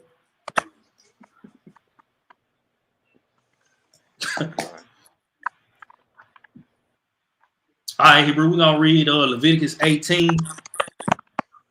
We're going to read 3 through 26. All right, bet. It says, after the doings of the land of Egypt, wherein you dwelt, ye shall not do. And after the doings of the land of Canaan, whether I bring you, ye shall not do, neither shall ye walk in their ordinances. Ye shall do my judgments, and keep my ordinances, to walk therein. I am the Lord your God. Ye shall therefore keep my statutes and my judgments, which if a man do, he shall live in them. I am the Lord. None of you shall approach to any that is near of kin to him, to uncover their nakedness, I am the Lord. Any Yeah. that is near of kin to you. That goes in the cousin, auntie, uncle. But we finna let the scripture explain. All right. Yeah, It verse says, 7 the here. nakedness of thy father or the nakedness of thy mother thou shalt not uncover. She is thy mother. Thou shalt not uncover her nakedness. The nakedness of thy father's wife thou shalt not uncover. It is thy father's nakedness. The nakedness of thy sister, the daughter of thy father, or daughters of thy mother, whether she be born at home or born abroad, even their nakedness thou shalt not uncover. The nakedness of thy son's daughter, or of thy daughter's daughter, even their nakedness thou shalt not uncover, for theirs is thine own nakedness. The nakedness of thy father's wife's daughter. Yeah, the nakedness of thy father's wife's daughter, begotten of thy father, she is thy sister. Thou shalt not uncover her nakedness. Thou shalt not uncover the nakedness of thy father's sister. She is thy father's near kinswoman. Thou shalt not uncover the nakedness of thy mother's sister. She is thy mother's near kinswoman. Thou shalt not uncover the nakedness of thy father's brother. Thou shalt not approach to his wife. She is thine aunt. Thou shalt not uncover the nakedness of thy daughter-in-law. She is thy son's wife. Thou shalt not uncover her nakedness. Thou shalt not uncover the nakedness of thy brother's wife. It is thy brother's nakedness. Thou shalt not uncover the nakedness of a woman and her daughter. I heard a Negro at work bragging about that today. Thou shalt not uncover the nakedness of a woman and her daughter. Neither shalt thou take her son's daughter or her daughter's daughter to uncover her nakedness. For they are her near kinswoman. It is wickedness. Neither shalt thou take a wife to her sister to vex her, to uncover her nakedness, beside the other in her lifetime. And thou shalt approach unto a woman, thou shalt not approach unto a woman to uncover her nakedness, as long as she is put apart for her uncleanness. That's a popular thing today. Yup. Yeah. Just put a towel down. Somebody favorite rapper, like, having a meal during their time. You talking about Kevin Gates? Yeah. Yeah. Yep. That's one of his favorite things to do. Yep. What? Yeah. Yep. He don't care. And he promoting it. And y'all listen to it and love it. All right, go ahead, bro. It says, verse 20, moreover, thou shalt not lie carnally with thy neighbor's wife, to defile thyself with her. And thou shalt not let any of thy seed pass through the fire to Molech. Neither shalt thou profane the name of thy God. I am the Lord. Thou shalt not lie with mankind as with womankind. It is an abomination. Right? Now, I got a precept, Hebrew, if you don't mind. Yes, sir. Some people like to play around with this. Well, see, mankind, it don't really mean. Okay. Nah, by all means. Let's cut through all of the fact. Let's go to 2nd Enoch, Hebrew. You already know what I want. 2nd Enoch 34. Is that what I want? You already there? Yeah, I'm already here. Hold on. All right, hold on. Let me get there. Sis called him a vampire. Second. Yeah, they disgusting. Oh, yes, that's exactly what I want. The Lord is my shepherd. He knows what I want. Hallelujah. So 2nd Enoch 34, y'all. That's in the Old Testament Pseudo Volume 1, page 158. All right. Let's read this. Let's read this as a precept to that. Look, they got a name for it. What? She Yeah. said the white people. She said the white people's called it red wings. What they I call know. What they call it, red wings. Getting your red wings. Oh It, no, it's man. disgusting. I don't want to eat no hot wings. I don't want to fly that much. Look, straight. I don't want to eat no hot. They done put a bad visual in my head about hot wings. Red wings. Oh Lord have mercy. Let's move on. Second Enoch. Second Enoch 34. Let's All right, Second Enoch chapter 34. Yeah. And it reads, "For I know the wickedness of mankind, how they have rejected my commandments, and they will not carry the yoke which I have placed on them. But they will cast off my yoke, and they will accept a different yoke. And they will sow worthless seed, See that? not fearing." Oh, they will do what? Sow worthless seed. They will sow worthless seed. That's what we've been talking about all night. Sowing worthless seed. I'm sowing my royal oats, brother. You sowing worthless seed. Go ahead. Or sowing seed into ground that seed ain't meant to be sowed on. Yeah. We finna read. Elder got a name for him. We finna hear it. All right. It says, "Not fearing Yah and not worshiping me, but they began to worship vain gods, and they renounce my uniqueness. And all the world will be reduced to confusion by iniquities and wickedness and abominable fornications, that is, friend with friend in the anus." Oh, My God, Lord have mercy. Booty bandits. Read that part again. Cover them babies' ears up. Go ahead, Tuvi. And all the world will be reduced to confusion by iniquities and wickedness and abominable fornications, that is, friend with friend in the anus. What top burger? Booty bandito. And if we can't see this in the world today, boy, we so blind. Yeah. It's everywhere. On your commercials, in your movies, in your music. Yeah. Second Enoch chapter 34, Hebrew.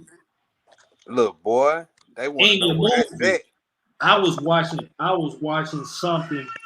I think it was on Shaking My Head production. Man, they had this little boy. I don't even think he was 10 years old. Dressing up like a woman. And with all the drag queens. Yeah, I see it. I'm like, man, look.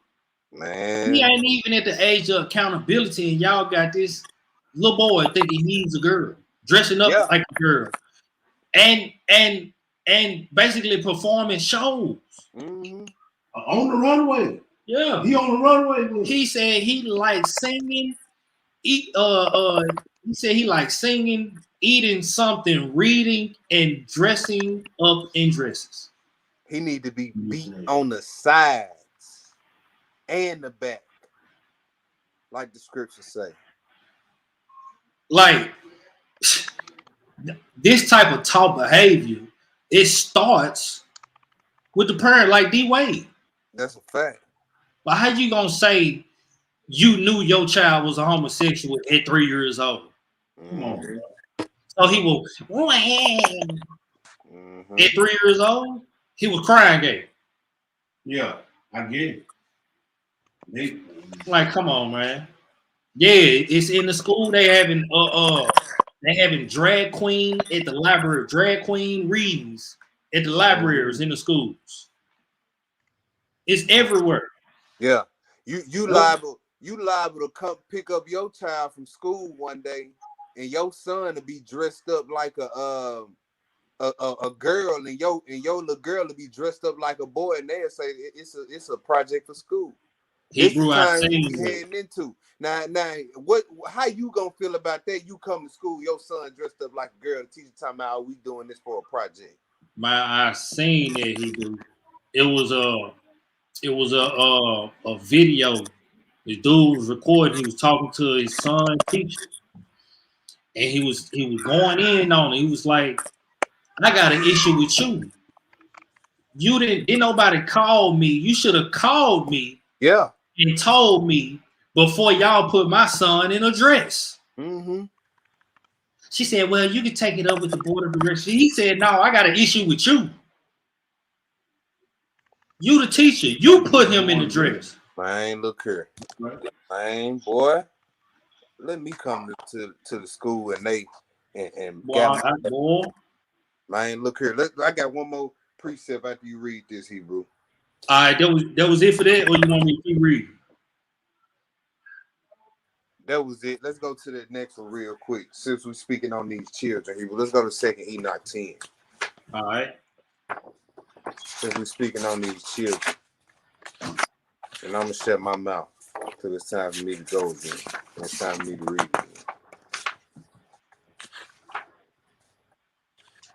again. We 2nd Enoch chapter 10. Boy, let the Ruach flow. This perfect timing right here, sir. All praise.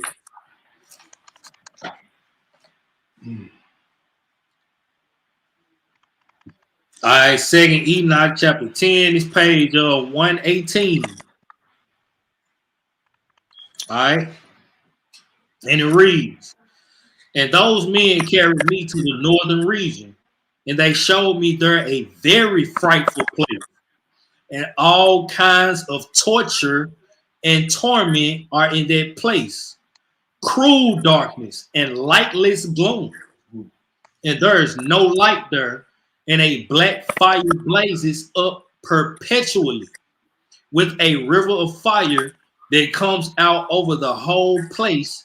Fire here, freezing ice there, and it dries up and it freezes. And very cruel places of detention, and dark and merciless angels carrying instruments of atrocities, torturing without pity." Woo. And I said, whoa, how frightful is this? How frightful this place is. And those men said to me, "This place, Enoch, has been prepared for those who do not glorify Yah, who practice on the earth sin which is against nature." We read that in there, Romans 1. Which is, what sin is against nature? Which is child corruption in the anus in the matter of Sodom. Go ahead. Of witchcraft, enchantments, divinations, trafficking with demons, who boast about their evil deeds. Yeah, man, I knocked 3 down in one night. Who boast about their evil deeds. Yeah, girl, I F that ball player and his brother too. He play ball too. Who boast about their evil deeds. Get that money, girl. Get that money. Get on that pole. Stealing, lying, insulting, coveting, resentment. Elder just did a lesson on that. Resentment, fornication, murder, and who steal the souls of men secretly. Seizing the poor by the throat, taking away their possessions, enriching themselves from the possessions of others, defrauding them.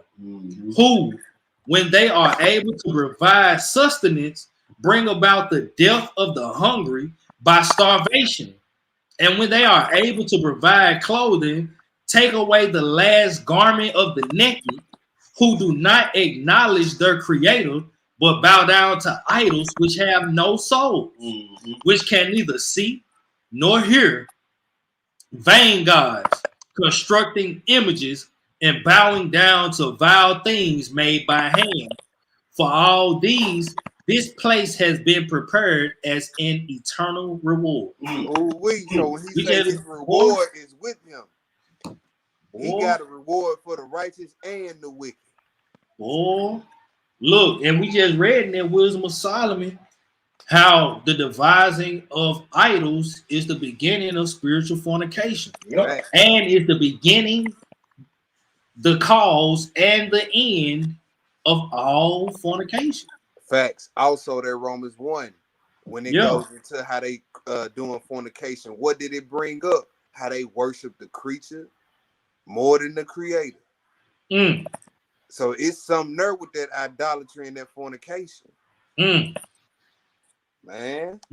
Idolatry and fornication go hand in hand, huh? Go hand in hand.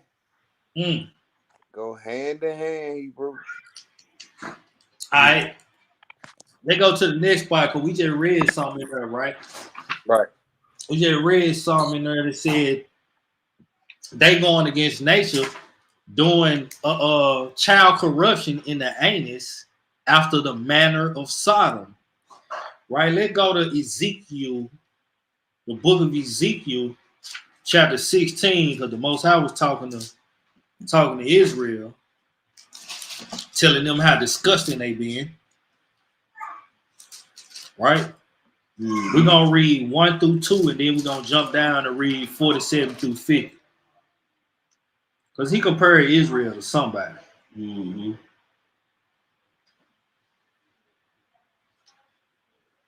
you get it. Oh, okay. You want Ezekiel what? 16. Yes, sir. Verses 1. Verse 1 through 2. All right. 1 and 2, and then we're going to read 47 through 50. Again, Hadabar, the word of Yahweh came unto me, saying, Son of man, call Jerusalem to know their abominations. Now, what if you read this whole chapter and you'll see what abominations they committed. All right. Jump down to verse 47. All right.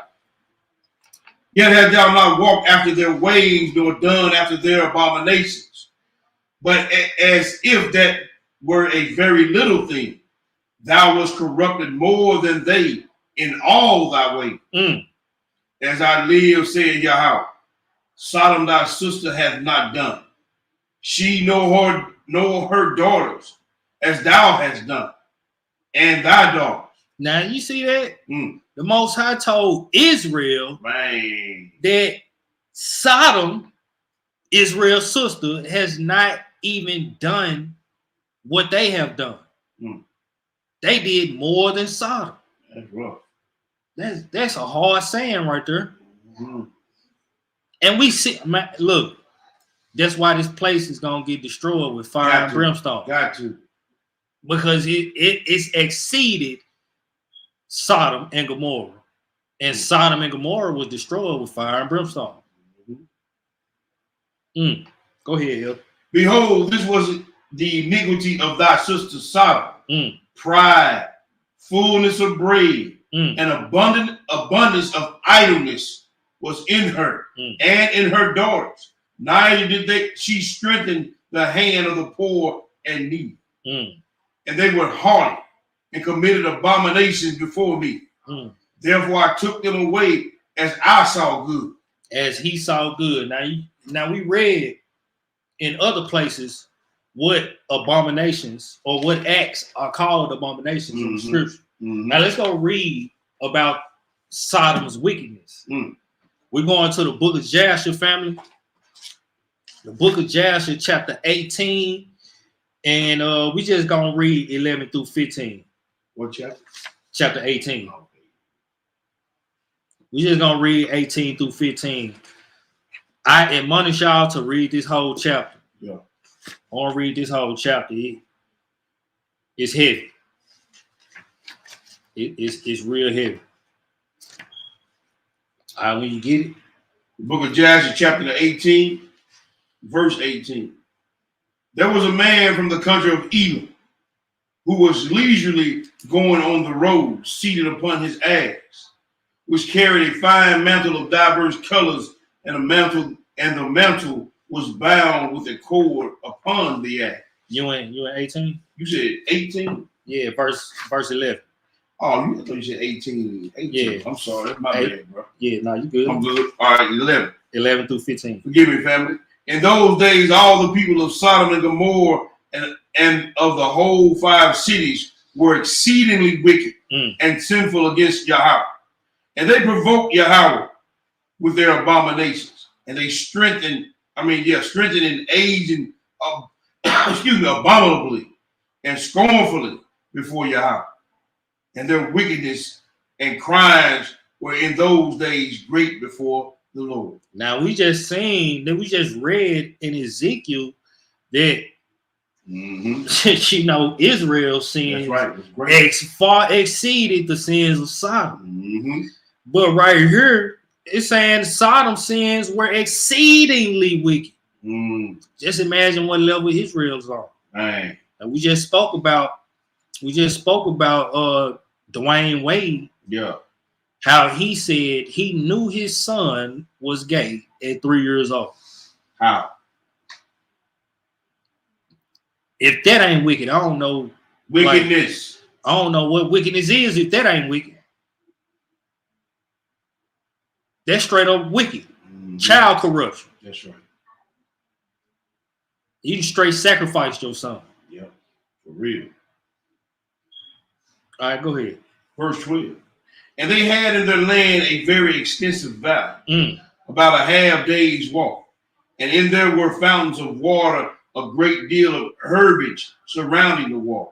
And all the people of Sodom and Gomorrah went there 4 times in a year, with their wives and their children, and all belonging to them.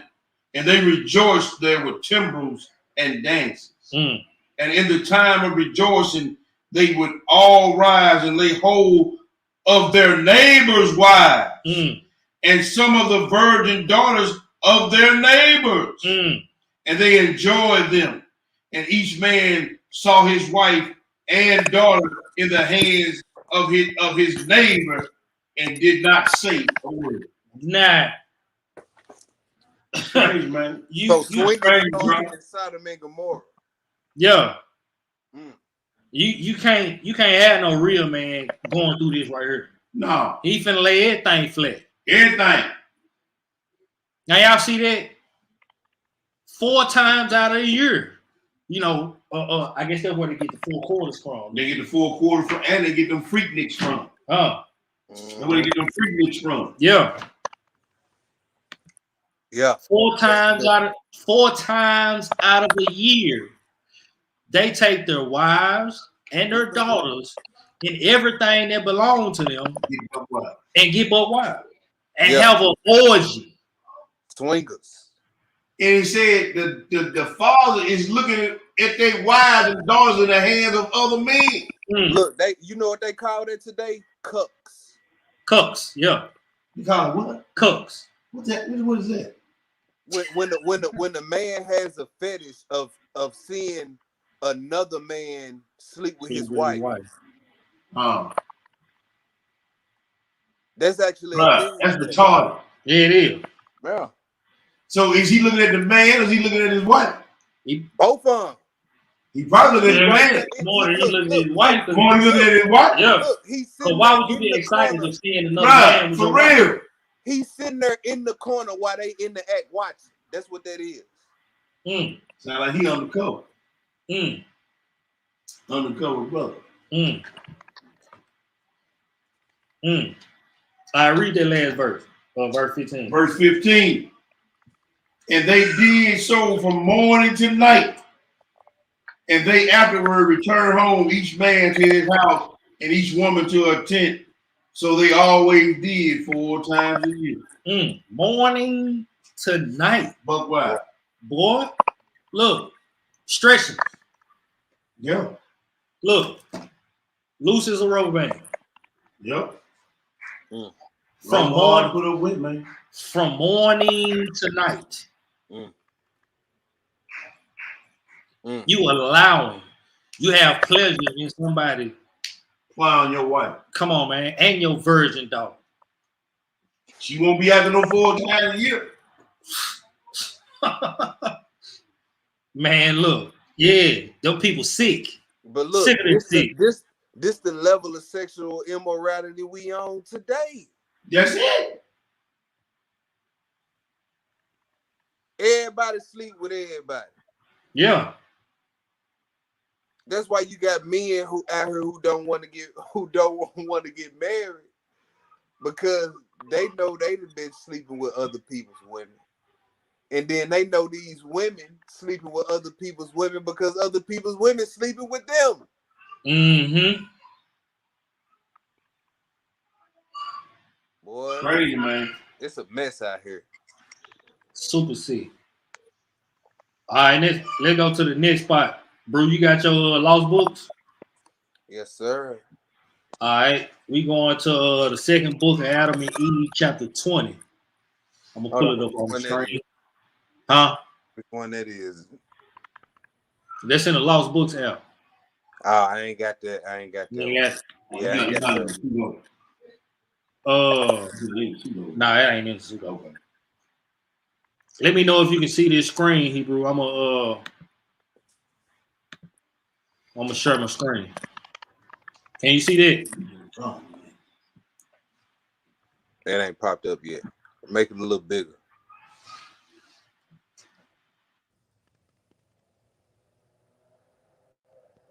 That's perfect. All right. When you get it, we're gonna read the whole thing.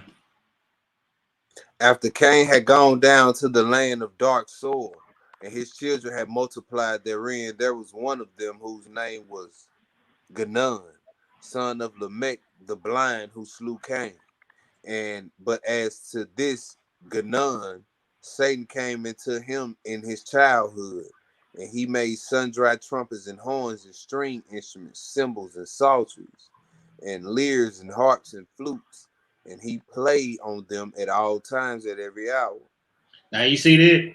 You see that? It sounds like it's about to be a lot of music playing. Mm-hmm. Now we just read in Jasher how in Sodom that would go up 4 times a year, where it say with temples and dances. Sound like a lot of party. Mm-hmm. Sound like a lot of what go on today. They just ain't going up with temples, but they going up with dances. Somebody already got the beats played. Yeah, I got the beats played for. All right, go ahead, bro. And when he played on them, Satan came into them. Y'all see that power of music? Look, that's another thing I want to say. If all you listening to is pop that, shake that, let me hit that. If that's all you listening to all day, then don't wonder why that's the only thing that's on your mind. You got that type of music blasting right in your gates all day long. Cardi B, Nicki Minaj, and Megan Thee Stallion, City Girls. And then y'all want to follow everything Cardi B do, but y'all don't want to follow the part of her life when she got married before she had a child. But y'all want to follow everything else. Y'all want to follow the WAP, the booty popping, the pee popping, the hot girl summer. Y'all want to follow all that. But y'all know that woman is married. Beyonce had y'all singing to the left, and she married. Watch the music that you're listening to, because that could be a major contribution to your struggle with lust. Thanks. All right. So it says, and Satan came into them, so that from among them were heard beautiful and sweet sounds that ravished the heart. Then he gathered companies upon companies to play on them. And when they played, it pleased well the children of Cain, who inflamed themselves with sin among themselves, and burnt as with fire, while Satan inflamed their hearts one with another, and increased lust among them. Satan also taught Ganon to bring strong drink out of corn, and this Ganon used to bring together companies upon companies in drink houses, and brought into their hands all manner of fruits and flowers, and they drank together. Now you see that? Yeah. Now you got music, you got lust, and you got strong drink. Mm. Mm. Boy, that What did it music, sound like? boy, that sound like the club, Hebrew. It sound like the club. That sound like the club. Mm. And where most of our people at tonight. Mm-hmm. Boy, you remember the old Memphis Silver Spoon, Cactus Jacks, Level 2, Yeah. you know, Man, I'll pray to the Most High. He pulled me out of their life. yeah. Because I was there. I ain't never been in a club in Memphis ever. Not one time. Man, I'll pray to the Most High. He pulled me out of their life, man. All praises, man. All praises. But yeah, that was heavy. You really ain't got too many nightclubs in Memphis no more. Mm. Mm. They've been all labeled public nuisance. Yeah. That's a fact. That's true. That's true. Yeah. I can't think of one that ain't been named a public nuisance. Yeah. I was talking to my pop the other day, and I was riding through the city, and I was like, man, look, it looked like a whole lot to change around here. Because I rode by one club, and they done turned that into a church. Yep. So ain't much change. No. So I rode. In there. Yeah. So I rode past that. I was like, a whole lot to change around here. And he was like, what you talking about? I was like, I rode past this club, and they done turned it into a church. He was like, oh, yeah. A whole lot has changed, but it's still the same. That's right. It done changed, but it's still the same. Mm-hmm. You know what I mean? Because they're going to find a fix. When people set on wickedness, they're going to find a fix. Yes, sir. Yep. All right, go ahead, Hebrew. All right. And it says, what was it, verse 6? Yeah, you're 6. Yeah, it says, thus did Janun multiply sin exceedingly. He also acted with pride and taught the children of Cain to commit all manner of grossest wickedness, which they knew not, and put them up to manifold doings which they knew not before. What kind of wickedness is that? The grossest wickedness. I got a feeling we about to find out. Yes, sir. Then Satan, when he saw that they yielded to Janun, ain't he the DJ, Hebrew? Yeah, he the DJ. Will he be considered the DJ? Yeah.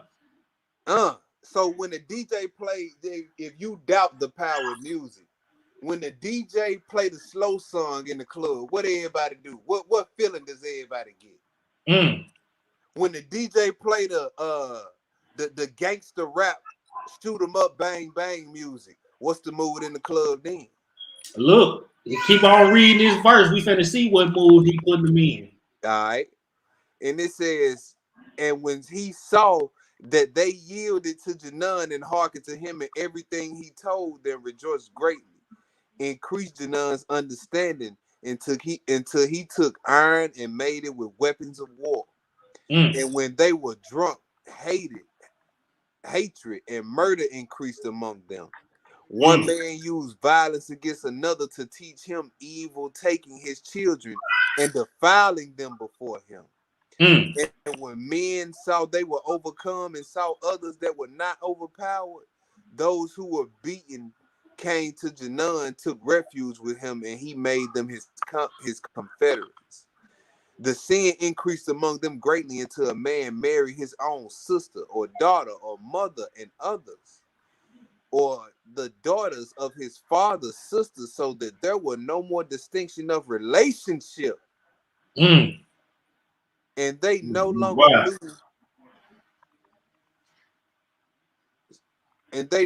knew what is iniquity, but did wickedly, and the earth was defiled with sin. And they angered Yah the judge who created them. But Janun gathered together companies upon companies that played on horns and all other instruments we have already mentioned at the foot of the holy mountain. And they did so in order that the children of Seth who were on the holy mountain should hear it. But when the children of Seth heard the noise, they wondered and came by companies and stood on the top of the mountain to look at those below. And they did thus a whole year. When at the end of the year, Janun saw that they were being won over to him little by little, Satan entered into him and taught him to make dyeing stuffs for garments of diverse patterns. That sound like designer clothing. Mm-hmm. And made him understand how to dye crimson and purple. Yeah, crimson and purple was expensive fabric back in the day. Mm-hmm. It's also the color of the beast. It's also Right. the color of the beast. So here go all your designer clothing with you. Most of the creators and owners of it are faggots Mm-hmm. or racist, Yeah. right? All right, so it says dye crimson and purple and whatnot. And the sons of Cain who wrought all this. Hold up.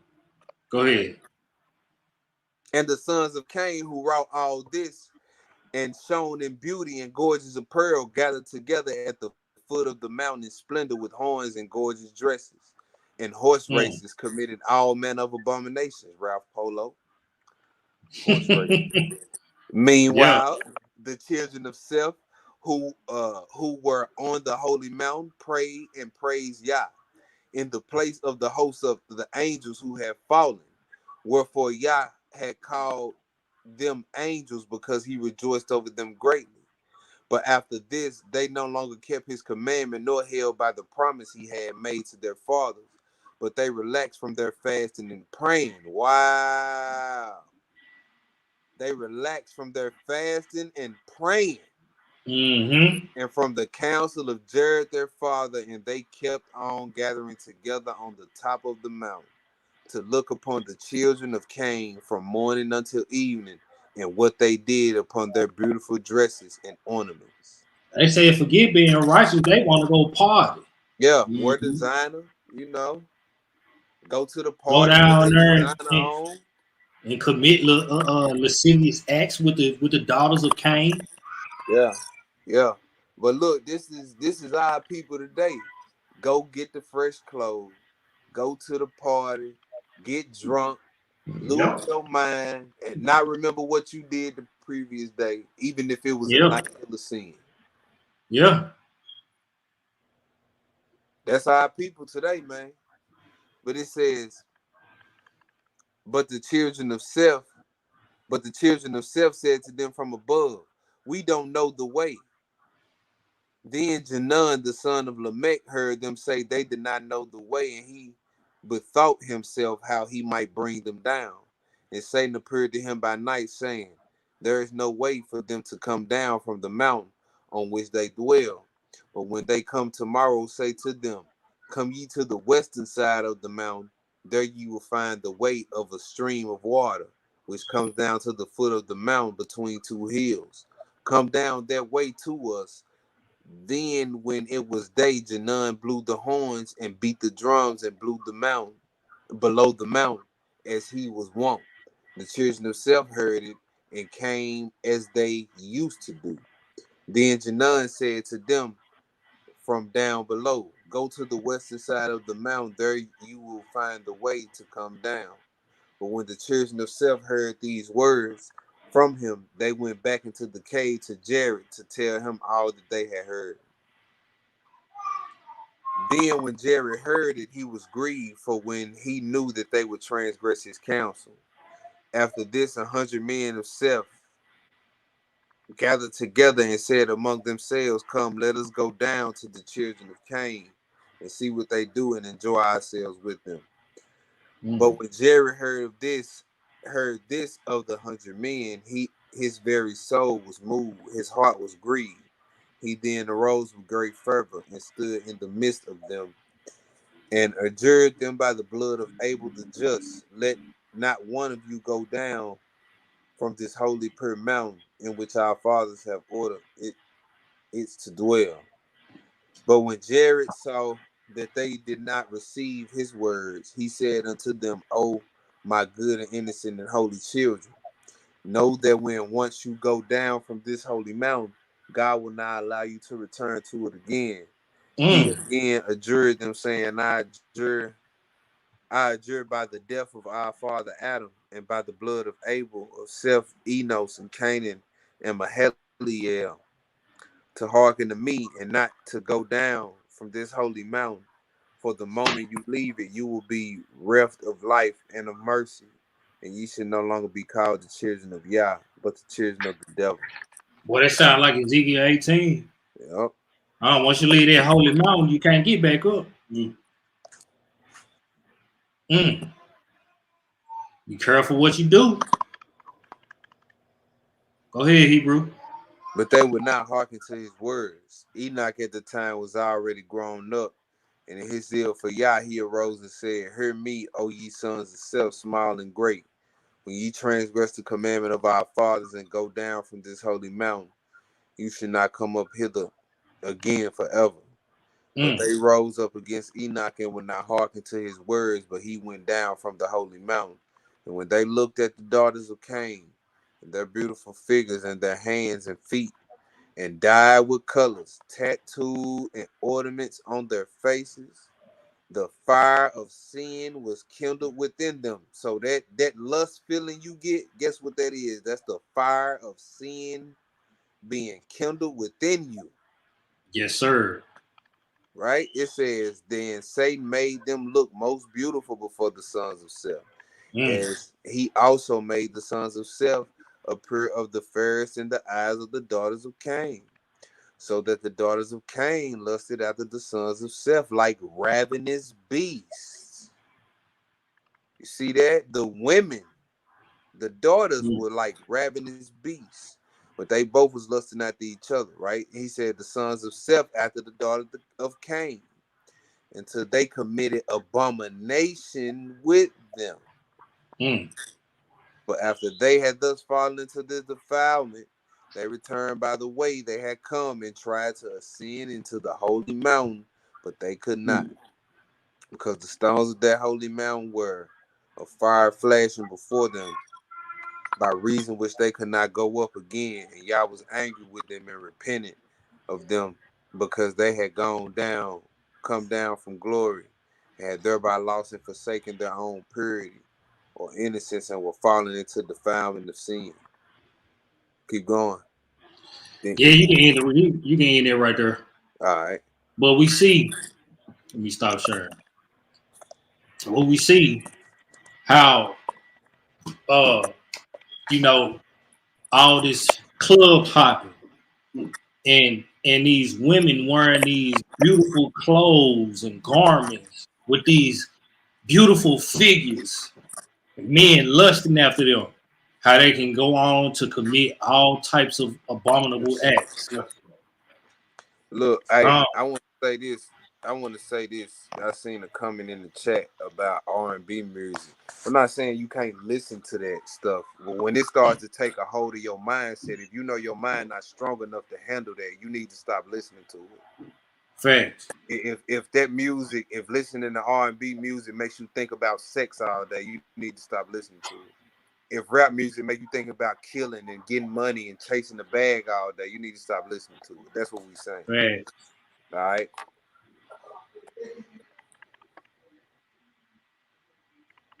Yeah, that's right. That's right.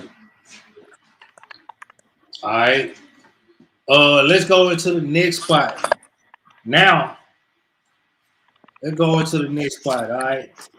And then we're gonna get into these judgments. All right? We're going to Sirach chapter 23. Sirach chapter 23, and we're gonna read 16 through 28. We gotta hit the patriarchs too, bro. Yes, sir.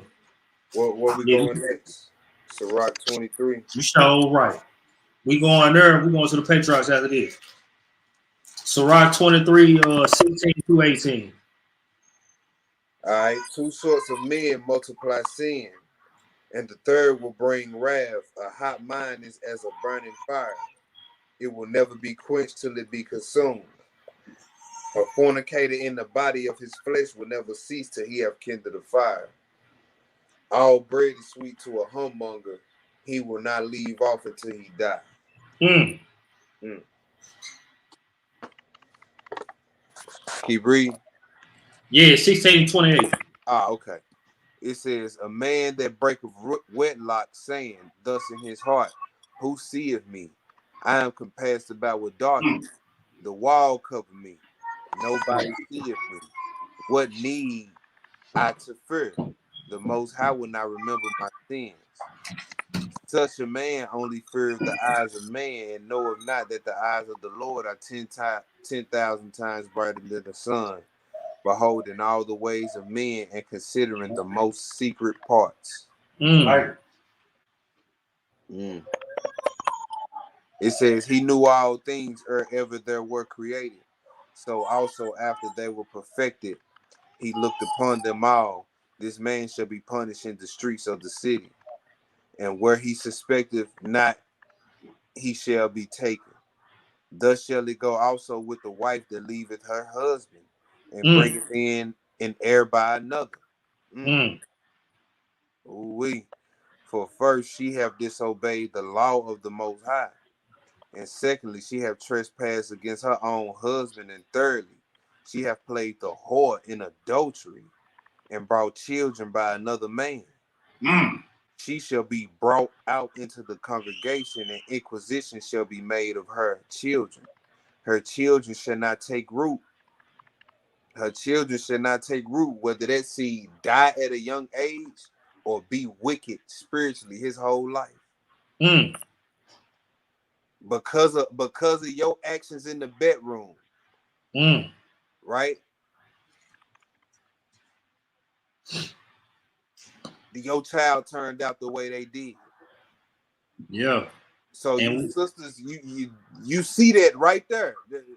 How you use your body determines how your children turn out. Men too. Yeah. Yeah. They go both ways. Yeah, we see there is no partiality with the Most High. Yeah. And a lot of times your children go further in the sin that you couldn't stop doing. They go further than you in the wickedness.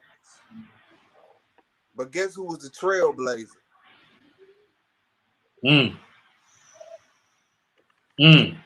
We got to pull that Wisdom of Solomon 3. Okay.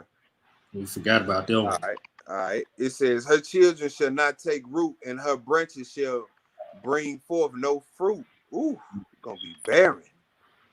It says, she shall leave her memory to be cursed, and her reproach shall not be blotted out. People always gonna remember you as the woman who broke her family up because she couldn't keep her legs closed. It says, and they that remain shall know that there is nothing better than the fear of the Lord, that there is nothing sweeter than to take heed unto the commandments of the Lord. It is great glory to follow the Lord, and to be received of him is long life. That's right. That's right. I don't think I need to expound on it anymore. Young Lion pretty much handled that one. All right, we're gonna go to the next spot. We're gonna go to Wisdom of Solomon chapter 4. We're just gonna read 1 through 6, Hebrew. Yeah, say your lust for your spouse. Say your lust for your spouse, boyfriend, girlfriend. That's not in the scripts, but if y'all courting to marry, you know what I'm saying, it's either fiance, husband, or wife. Right. That's what the script called a righteous desire. Yeah, we don't read boyfriend or girlfriend in the script. Facts. Cause we don't want to minimize from marriage, right? Because a lot of people are real informal when it comes to marriage. Well, I want a relationship. You have to be specific nowadays, because relationship nowadays can encompass. I ain't in a committed relationship, but I'm screwing 2-3 people at the moment, and entertaining a new person. Relationship could mean we just friends with benefits. We link up when we horny, and when we done, we go our separate ways, and we don't talk to each other until we horny again. A relationship could be we just playing house for 2-3 months until we start to hate each other guts. Then it's on to the next. No, marriage, right, or courting. That cut through all the foolishness right there. We not dating, we just talking right now. What is that? We talking. Where is that in the scripture? Look, if y'all talking, y'all shouldn't be going on dates. Y'all shouldn't be, you know what I mean? Right. Y'all just talking. Yeah. Keep it at talking. Yeah. But y'all going on dates. Y'all at each other's house. Right. Y'all in the store picking out each other's clothes, but y'all talking. Yeah. Y'all ain't ask each other, what's some of the, now that you older, what's some of the things you struggle with? Ain't none of that talk that happened before the bedroom. Man, look, a quick testimony. Me and my wife, we didn't even kiss until we got married. Oh, praises, man. That's the type of thing that the Most High looking at. Like, Yeah. you know what I mean? Can you have temperance like that? Right. You barely even held hands. Yeah. And look, that wasn't my thing. Right. Do you know what I'm saying? Mm-hmm. That was her. I'm like, yeah, okay, let's roll. All praise to the Most High. Mm-hmm. Mm-hmm. He rock like that. All praises. You know what I'm saying? Can you show your spouse or your soon to be spouse that everything with you is not all about the physical? Yeah. Yeah. If you can't, then it's just lust. Right, because I'm gonna tell y'all something. To y'all that's young and courting, and that strong sexual passion that you have when you're young, as you get older, that's gonna start to fade out.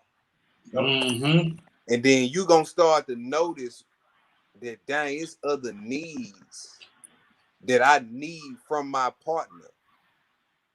You know what I'm saying? Or it's other needs that I need to address and that my partner can help me with. But if y'all been, just bedroom, that's all it's been. Y'all ain't never really get to know each other. Then sooner or later, as y'all get older, and that desire starts to fade, and y'all ain't meeting in the bedroom as much no more. Ain't nothing there. Left. Now you ready for divorce? Yeah. What's left? Like Kevin saying, he put it perfectly. He say, we good in the bedroom. We may be decent in the kitchen. And what about the other rooms of the house, the living room? You know what I mean? Just what about the other rooms in the house? We only experts in the bedroom. Yeah.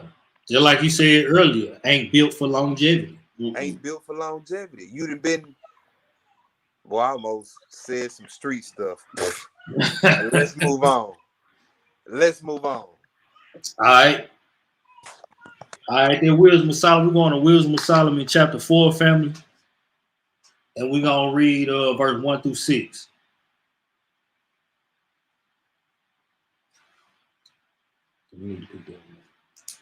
All right. Wisdom of Solomon chapter 4, verse 1. Better it is to have no children and to have virtue, for the memorial thereof is immortal, because it is known with Yah and with me.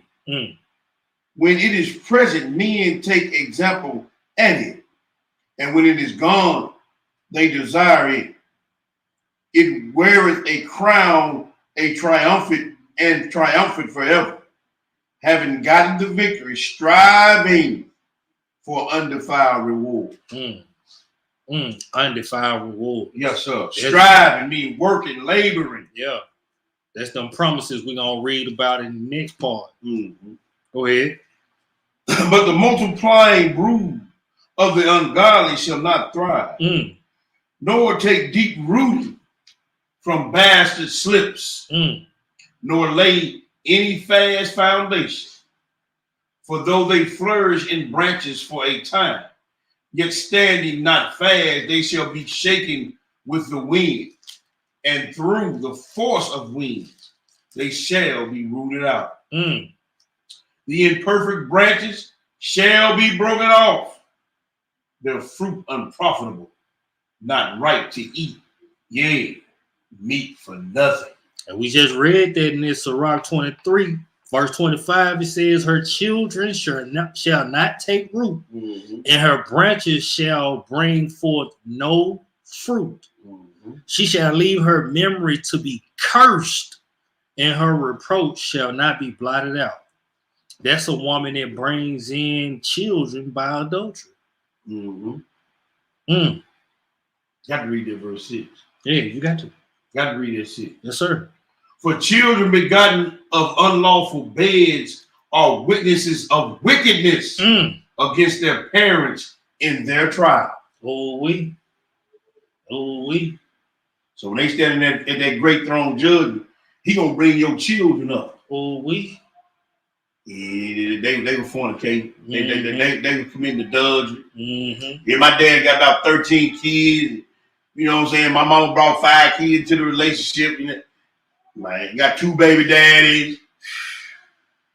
Your own kid gonna get testimony against you, man. Yeah. All right. Let's drop that. Let's drop that right there. I think that's it for the book. Okay. We're gonna be in these pseudos, and these extra biblically endorsed books from here on out. So now, family, we going to the visions of Ezra. The vision of Ezra, page 587. In the volume 1. Yes, sir. In the volume 1 of the pseudepigrapha. And matter of fact, hold it. We're going to the Testament of Reuben. Okay. Testament of Reuben. Still the same book, volume 1 of the pseudepigrapha. And we're going to read chapters 1 through 6. Bruce would been mad at me if I didn't hit this.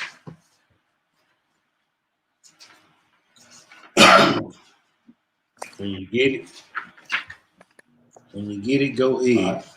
A copy of the Testament of Reuben, thing which he commanded to his sons before he died, and in the 125th year of his life, 2 years after the death of Joseph, his brother Reuben became sick, and there gathered to watch over him his sons and his sons' sons. He said to them, my children, behold, I am dying. I am going the way of my father. Yehuda and God and Asher, Esher, his brothers, there he said to them, raise me up so that I can tell my brothers and my children the things that I have hidden in my heart. For behold, I am departing from you now. And when he was raised up, and he kissed them and said to them, listen, my brothers and my sons, give heed to the things which I, Reuben, your father, command you.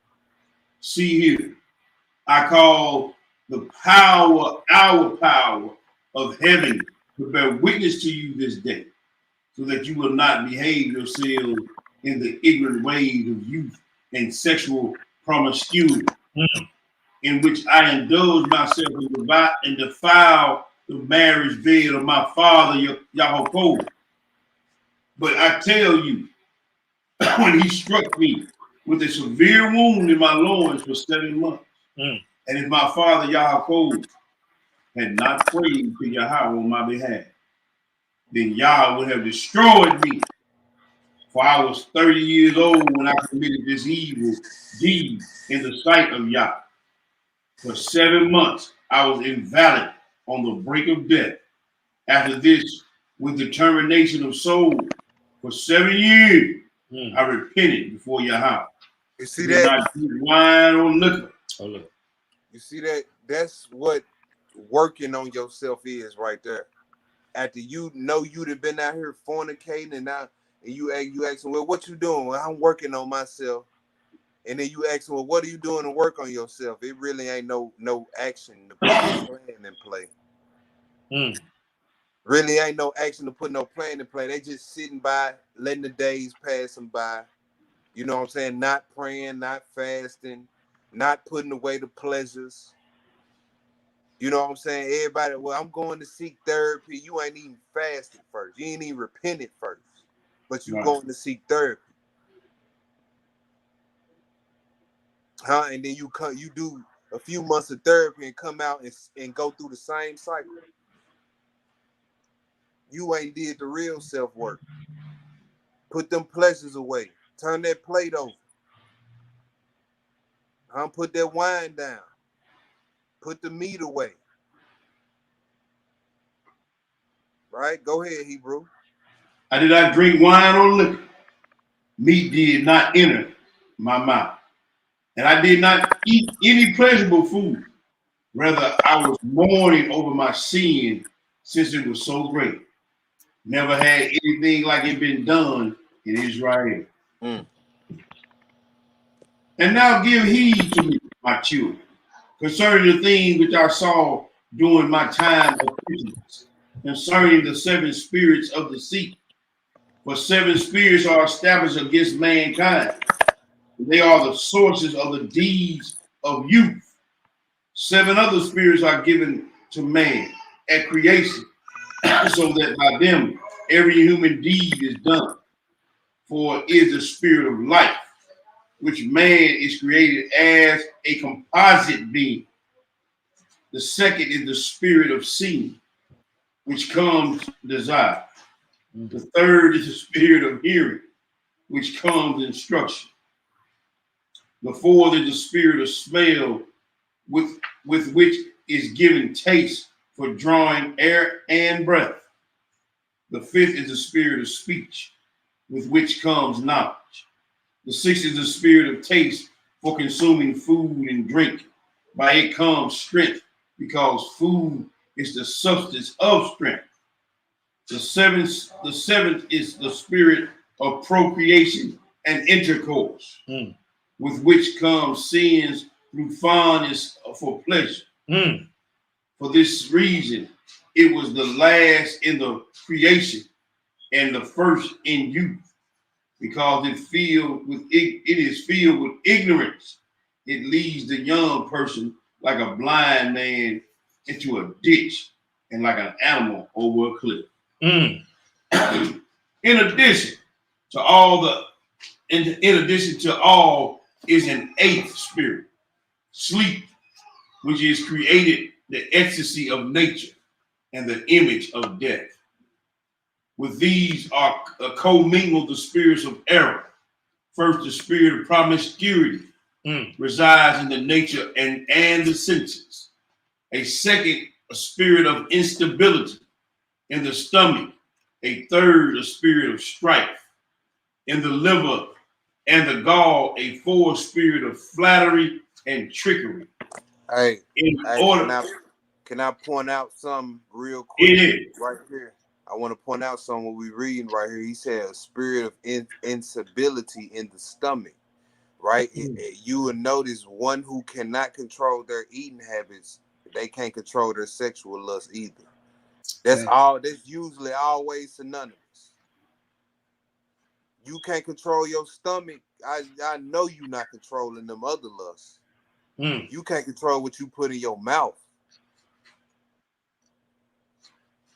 Right? All these come along with the spirit of promiscuity. Go ahead. In that through excessive effort, one might appear to be at the height of his power. A 5th spirit of arrogance, that one might be boastful and haughty.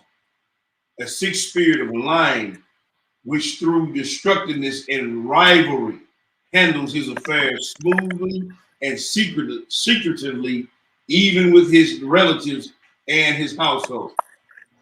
A 7th spirit of injustice, with which all are thefts and crooked dealings.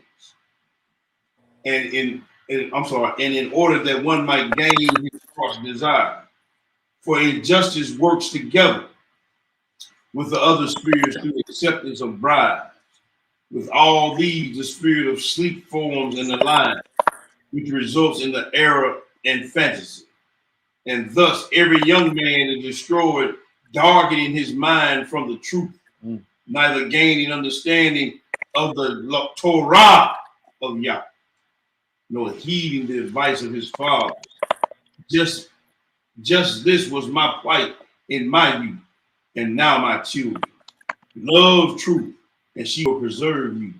Give heed to the words of Ruban, your father. Do not devote your attention to a woman's looks, nor live with a woman who is already married, nor become involved in affairs with women.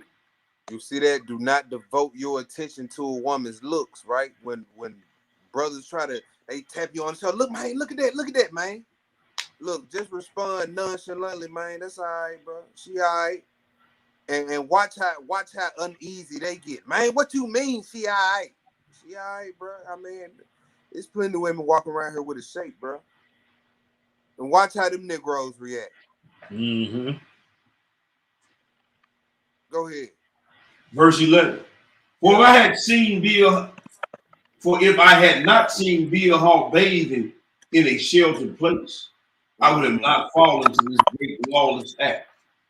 For so absorbed were my senses by her naked femininity that I was not able to sleep until I had performed this revolting act. While our father Yaakov had gone off to visit his father Isaac, and we were at Gadar, near Ephratah in Bethlehem. Bilhah became drunk and was sound asleep, naked in her bed chamber. When I came and saw her nakedness, I performed the impious deed without her being aware of it. Leaving her sleeping soundly, I went and immediately a messenger from Yah revealed it to my father. He came and made lamentation over me and never again touched her. Do not devote your attention to the beauty of women, my children, nor occupy your minds with their activities, but live in integrity of mind, of heart, in the fear of Yah, and weary yourself in good deeds and learning, and intending to your flocks, until Yahweh gives you the mate whom he wills, so you do not suffer, as I did. That's Proverbs 6:25 right there. It say, lust not after her beauty in thine heart, neither let her take thee with her eyelids. That's right. That's all you snuffle up with this eyelash words. For until my father's death, I never had the courage to look at him in the face or speak to any of my brothers because of my disgraceful act. Even until now, my conscience harasses me because of my impious act. And yet my father consoled me greatly and prayed to Yahweh in my behalf, so that Yahweh's anger would pass by me, which is just, excuse me, how Yahweh treated me. From that time until now, I have kept a careful watch and have not seen. So then, my children, observe all the things that I command you, and do not sin.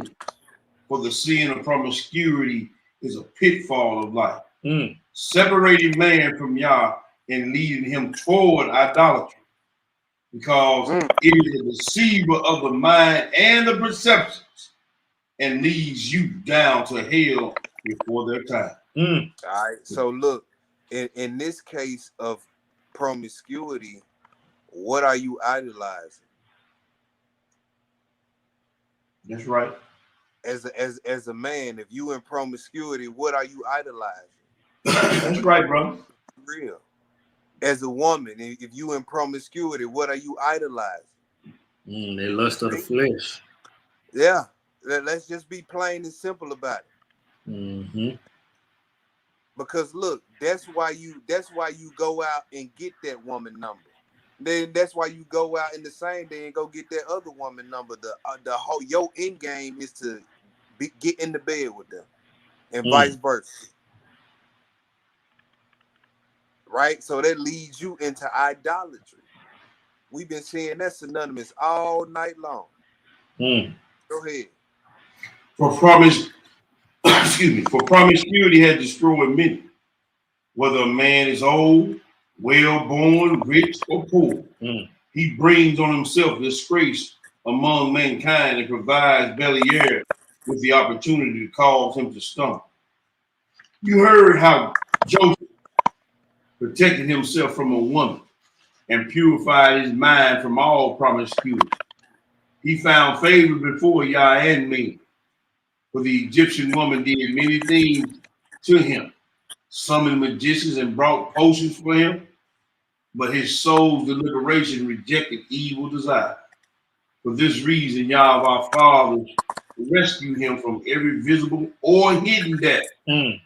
For if promiscuity does not triumph over you, over your reason, then neither can Belial conquer you. That's deep. Now, if y'all want to read into that, we probably ain't gonna touch on it tonight, but y'all can go and read the Testament of Joseph in the same book and read the book of Jasher, chapter 44. It goes into deep detail about the things that this Egyptian woman was doing. This was a married woman lusting after Joseph. It tells you she even put a sword to his neck. Yep. And even after she got him called back in jail, she was going down to the jail still trying to get with him. Look, doing uncomely things. Yeah. Hey, Hebrew, we ain't got to get that Testament of Judah after this. We can jump straight into them torments. All right. We're still at 5? Yeah, we at 5. I'm going to read this real slow. So we're going to be reading this again in the upcoming lesson. Yes, sir. I'm going to read these first couple of words real slow. For women are evil, for the hearing impaired.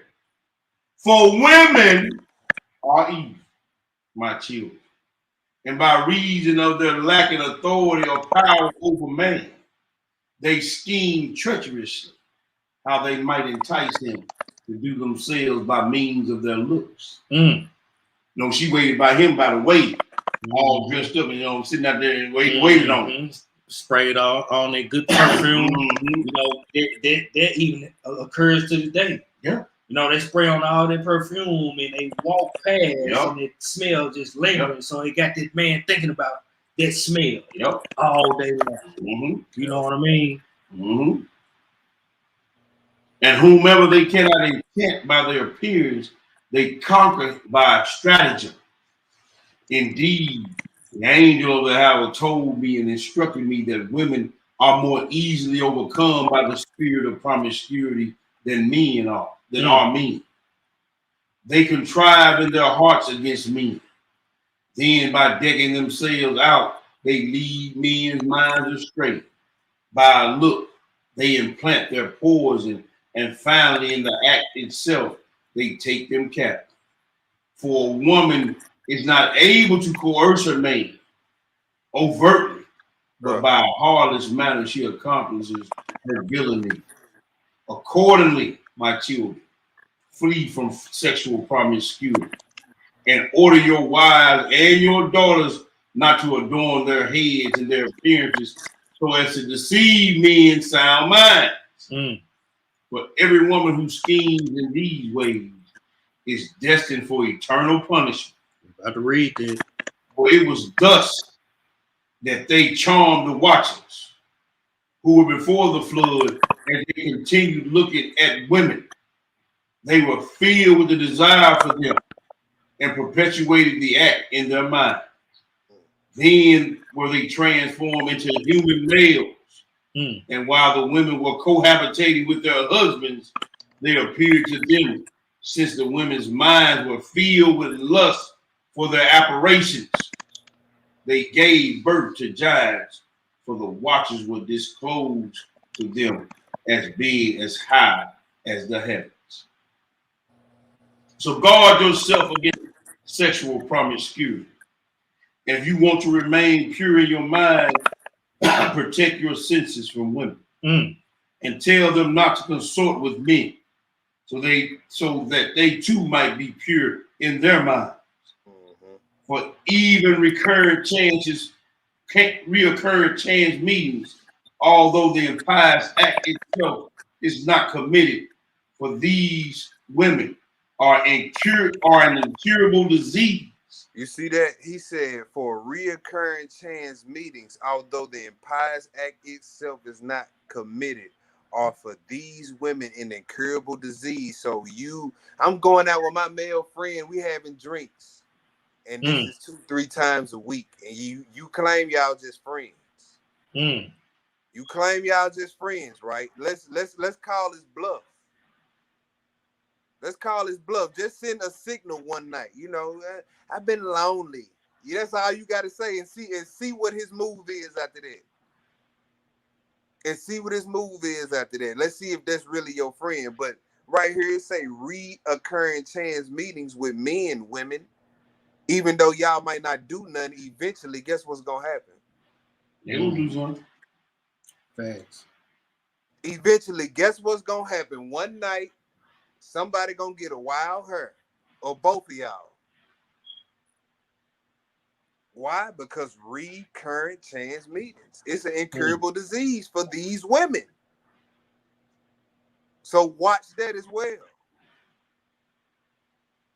And men, if you know that that's an incurable disease for women, don't be trying to lure women into spending time with you alone, knowing that you just want to sleep with them. Facts. Right? Go ahead. But as for they, but for us, they are a plague of Belial and an eternal disgrace. Because in sexual promiscuity, there is a place for neither understanding nor piety, and every passion dwells in its desire. For this reason, I say to you, you will vie with the sons of Levi and will seek to be exalted above them, but you will not be able. For Yahweh will perform vengeance in their behalf, and you will die an evil death, since Yahweh gave Levi the authority, and to Judah with him, as well as to me, and to Dan, and to Joseph to be rulers. It is for this reason that I command you to give heed to Levi, because he will know the law of Yah and will give instructions concerning justice and concerning sacrifice for Israel until the consummation of time. He is the anointed priest of whom Yahweh spoke. I call to witness the power of heaven that you do the truth, each to his neighbor, and that you show love each to his brother. Draw near to Levi in humility of your heart, in order that you may receive blessings from his mouth. For he will bless Israel and Yahuwah, since it is through him that Yahweh has chosen to reign in the presence of all the people. Prostrate yourselves before his posterity, because his offspring will die in your behalf in wars visible and invisible, and he shall be among you an eternal king. Or if y'all don't know who that is, Yes, sir. get to study. That's right. All right. So like Bruce said, we finna get into some of these torments.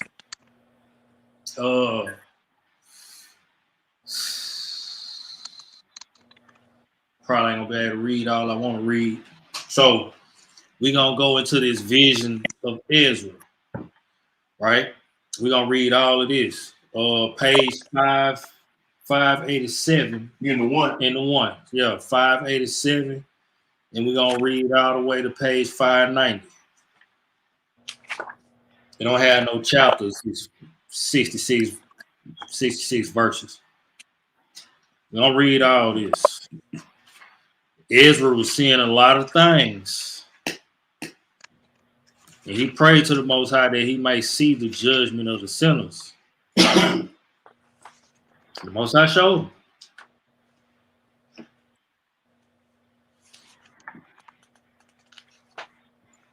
All right. And Ezra prayed to the Lord, saying, "Grant me courage, O Lord, that I might not fear when I see the judgments of sinners."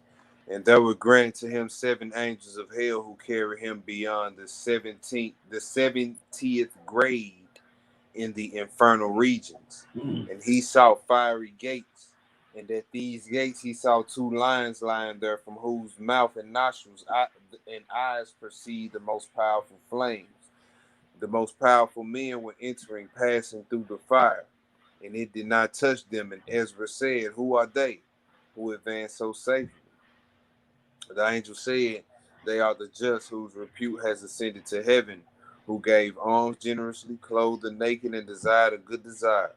And others were entering, that they might pass through the gates, and dogs were ripping them apart, and fire was consuming them.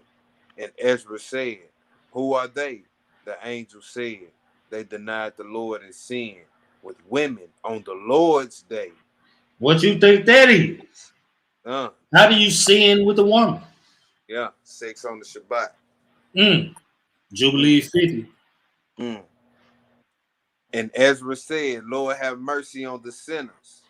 And they led him lower beyond the 50th grade. And he saw that in that place men standing in torment, some were throwing fire in their faces.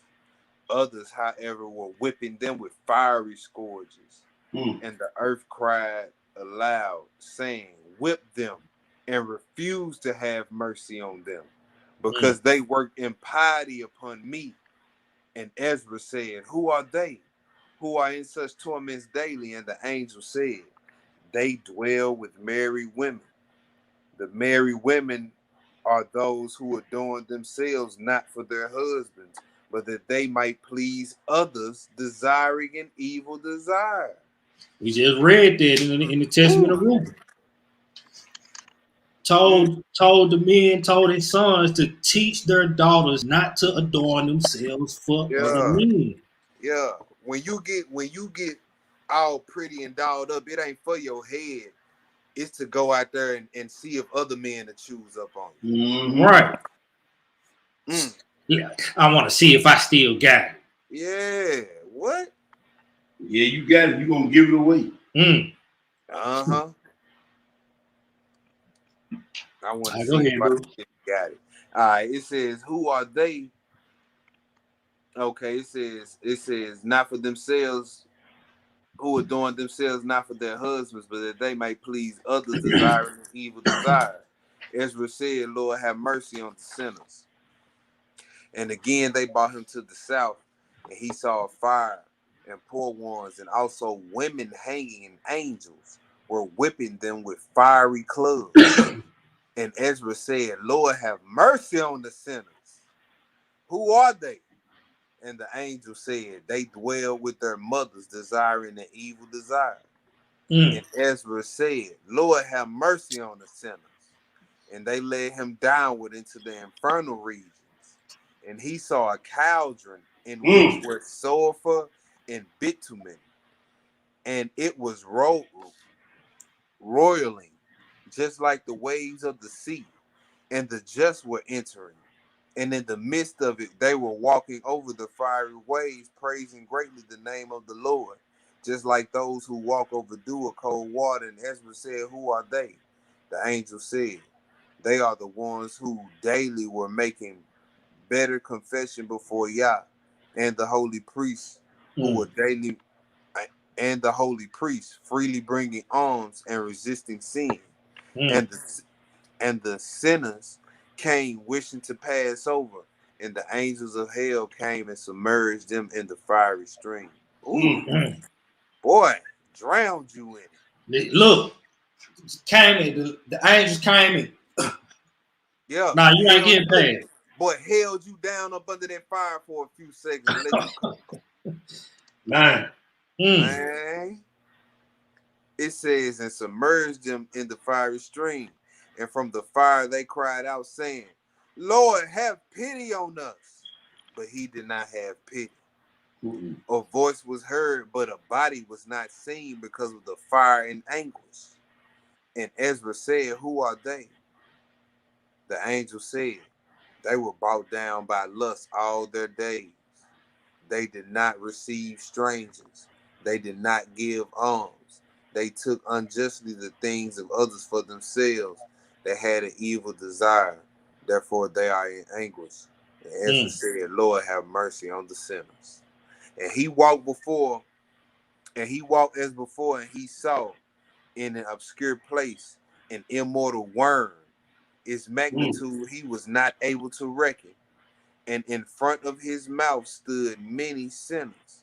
And when it drew in a breath like flies, they entered into its mouth. And then when it exhaled, they all exited a different color. Ooh. And Ezra said, who are they? And they said, they were full of every bad thing, and they went about without confession or repentance. I believe we read about this worm on the left, Yeah. and Yeah. in the Apocalypse of Abraham, this worm was given a name, and his name was Azazel.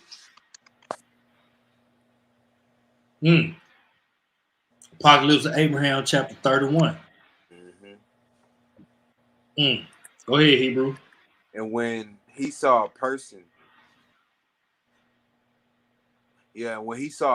sitting on the fiery throne, and his counselors stood around him in the fire, and they served him from the fire and set out every side. And Ezra said, who is that? The angel said, that man whose name is Herod was king for a long time, who in Bethlehem of Judah slew the infant males on account of the Lord. And Ezra said, Lord, judge a right judgment. He said he ain't He didn't say have mercy on that heathen. Yeah. Lord, judge a righteous judgment. He said, and he walked and saw men who were bound by the angels of hell, and the angels of hell were pricking their eyes with thorns. And Ezra said, who are they? The angel said, they showed strange paths to those wandering. Ezra said, Lord, have mercy. Yeah. Have mercy on the sinners. And he saw virgins with 500-pound neck irons on, as if near death coming to the west. And Ezra said, who are they? And the angel said, they violated their virginity before marriage. And there was a multitude of old men laying prostrate, and over them molten iron and lead were being poured. And he said, who are they? And the angel said, they are the doctors of the law, who confused baptism and the law of the Lord, because they were teaching with words, but they did not spur on to work. And in this they are judged. And Ezra said, Lord, have mercy on the sinners. And he saw visions of a furnace against the setting sun, burning with fire, into which were sent many kings and princes of this world. And many thousands of poor people were accusing them and saying, they through their power wounded us and dragged free men into servitude. And he saw another furnace burning with pitch and sulfur, into which sons were casted, who acted wretchedly at the hands of their parents, and caused injury by means of their mouth. And he saw in the most obscure place another furnace burning, into which many women were cast. And he said, who are they? And the angel said, they had sons in adultery and killed them. Trying to cover up. Yeah. Trying to cover it up. Yeah. Man, it's crazy. We read about that in that Sirach 23 and in Wisdom of Solomon 4. That's a fact. But these women, they went and had abortions. Pro-choice. I'm pro-choice. All right. Yeah. Go ahead, Hebrew. It says, who are they? I'm going to read that again. And the angel said, they had sons in adultery and killed them. And those little ones themselves accused them, saying, Lord, the souls which you gave to us, these women took away. Mm. Ooh, they ain't even addressing you as mother. Mm. These women. And he said, who are they? And the angel said, they killed their sons. And Ezra said, Lord, have mercy on the sinners. And Michael and Gabriel came to him and said, come into heaven. And Ezra said, as my Lord lives, I may not come until I see every judgment of sinners. And they led him downward into the infernal regions before the 14th level. And he saw lions and little dogs lying around fiery flames. And the just came through them, and they crossed over into paradise. And he saw many thousands of the just, and their habitations were the most splendid of any time. Mm. And after he saw this, he was lifted up into heaven, and he came to a multitude of angels, and they said to him, pray to the Lord for the sinners. And they put him down within the sight of the Lord. And he said, Lord, have mercy on the sinners. And the Lord said, Ezra, let them receive according to their works. And Ezra said, Lord, have you shown more clemency to the animals which eat the grass, and have not returned you praise that to us they die and have no sin? However, you torture us, living and dead. Mm. And the Lord said, in my image I have formed man, and I've commanded that they not sin, and they sin. Therefore they are in torment. And Mm. the elect are those who go into eternal rest on account of confession, penance, and what's this? Largacy, Large. Geese. like geese, and almsgiving. And Ezra said, Lord, what do the just do in order that they may not enter into judgment? And the Lord said unto him, just as the servant who performed well for his master his master will receive liberty, so too will the just in the kingdom of heaven. Amen. Hallelujah. Hallelujah. Hallelujah. That's a lot to take in right there. Yep. Let's add some more to it. Let's add some more to it. I know we in it 3 o'clock hour. We in that third hour. But we got a little more to read.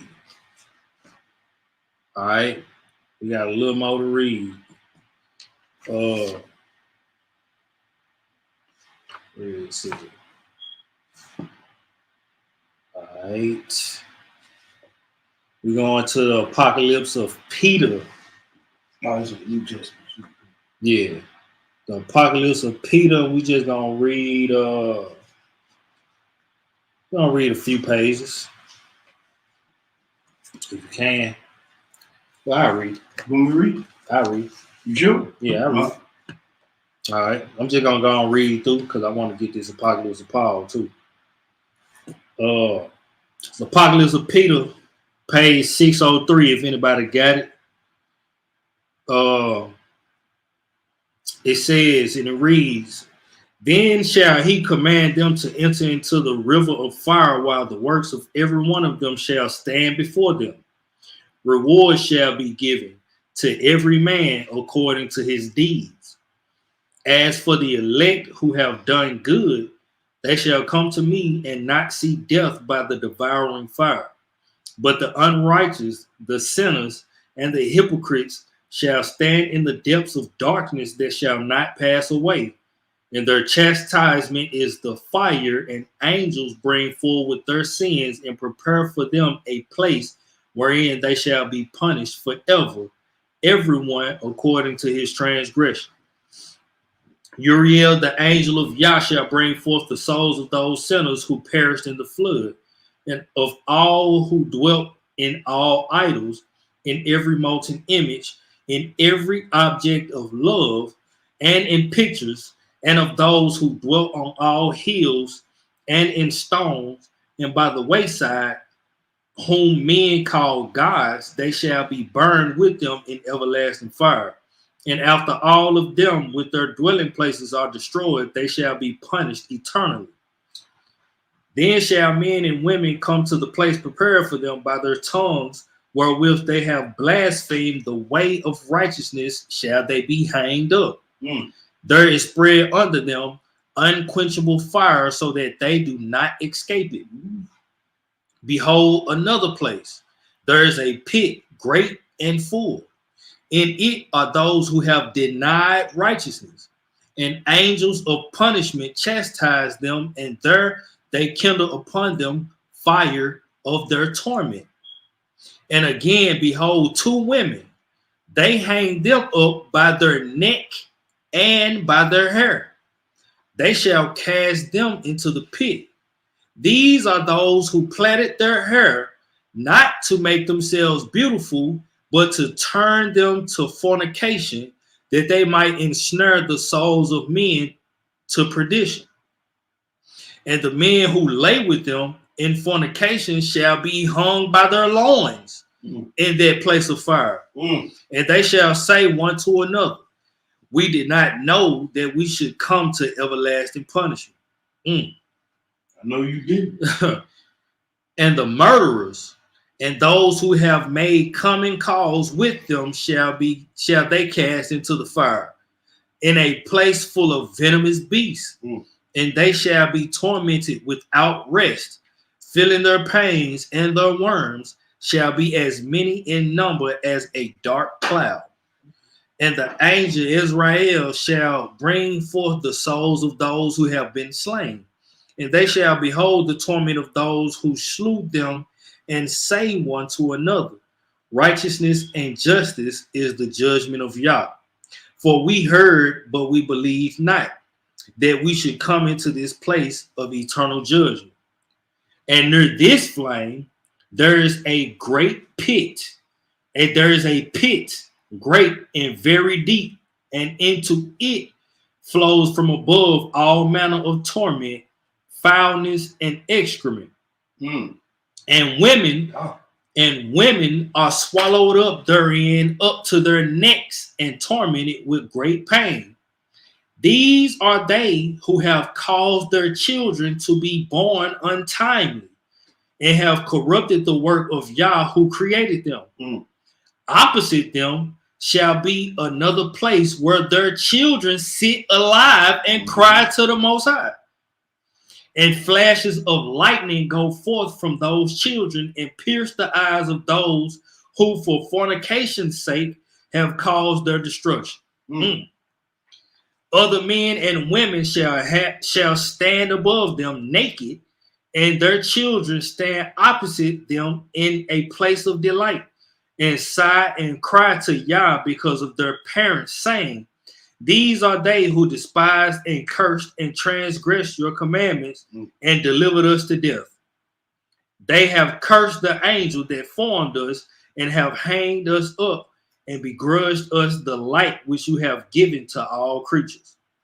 And the milk of their mothers flowing from their breasts shall congeal, and from it shall come beasts devouring flesh, which shall come forth and turn and torment them forever with their husbands, because they forsook the commandments of Yah and slew their children.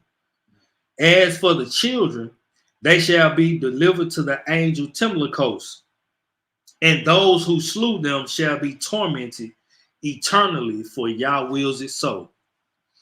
Israel, the angel of wrath, shall bring men and women with half of their bodies burning, and cast them into a place of darkness, the hell of men, and a spirit of wrath shall chastise them with all manner of torment, and a worm that never sleeps shall devour their entrails. We just read about that worm. And these are the persecutors and betrayers of my righteous ones. And beside those who are there shall be other men and women gnawing their tongues, and they shall torment them with red hot irons and burn their eyes. These are they who slander and doubt my righteousness. Other men and women whose works were done in deceitfulness shall have their lips cut off, and fire enters into their mouth and their entrails. These are they who cause the martyrs to die by their lying. And beside them, in a place near at hand, upon the stone shall be a pillar of fire, and the pillar is sharper than swords. And there shall be men and women clad in rags and filthy garments, and they shall be cast thereon to suffer the judgment of an unceasing torment. These are the ones who trusted in their riches and despised the widows and the women with fatherless children before Yah. And into another place nearby full of filth, they cast men and women up to the knees. These are they who lent money and took usury. And other men and women cast themselves down from a high place and return again and run, and devils drive them. These are the worshipers of idols, and they drive them up to the top of the height, and they cast themselves down. And this they do continually, and they are tormented forever. These are they who have cut their flesh as apostles of a man, and the woman with them. And these are the men who defile themselves together as women. These are the men who defile themselves together as women. But talk about And beside them and beneath them shall the angel Israel prepare a place of much fire, and all the idols of gold and silver, all idols, the works of men's hands, and the resemblances of images of cats and lions, of creeping things and wild beasts, and the men and women that have prepared the images thereof shall be in chains of fire, and shall be chastised because of their error before the idols. And this is their judgment forever. And beside them shall be other men and women burning in fire of the judgment, and their torment is everlasting. These are they who have forsaken the commandment of Yah and followed the persuasions of devils. And there shall be another place very high. The men and women whose feet slip shall go rolling down into a place where is fear. And again, while the fire is prepared, flows, they mount up and fall down again, and continue to roll down. Thus shall they be tormented forever. These are they who honored not their father and mother, and of their own accord withheld themselves from them. Therefore shall they be chastised eternally. Furthermore, the angel Israel shall bring children and maidens to show them those who are tormented.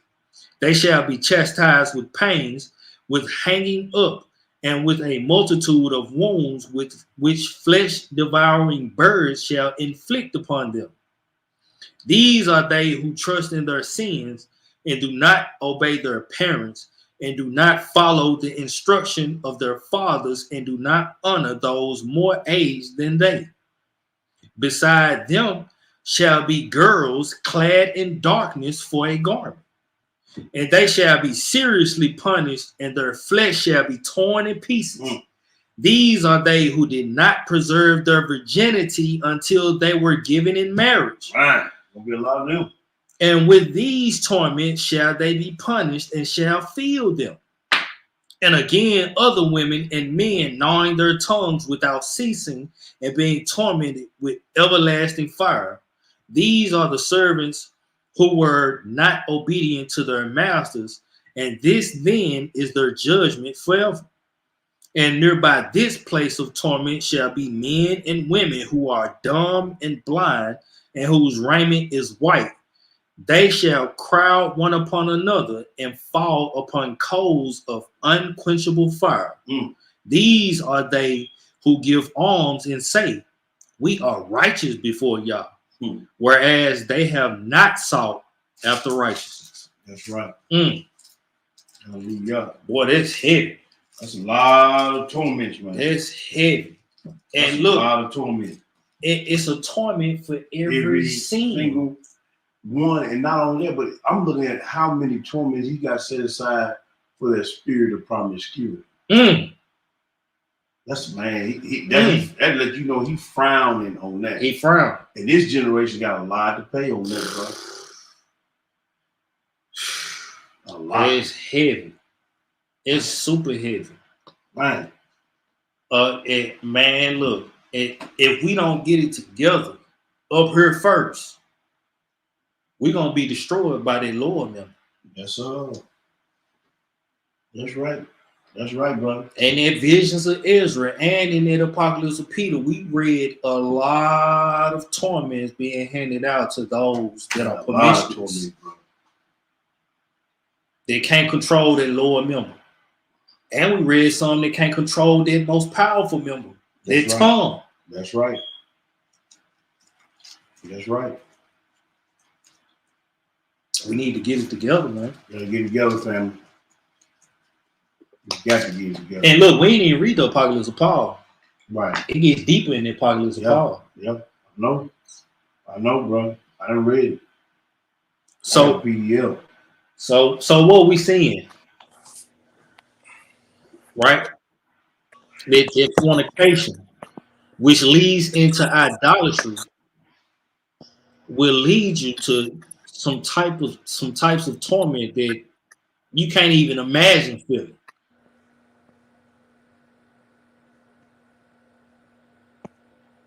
Hashtag repent season.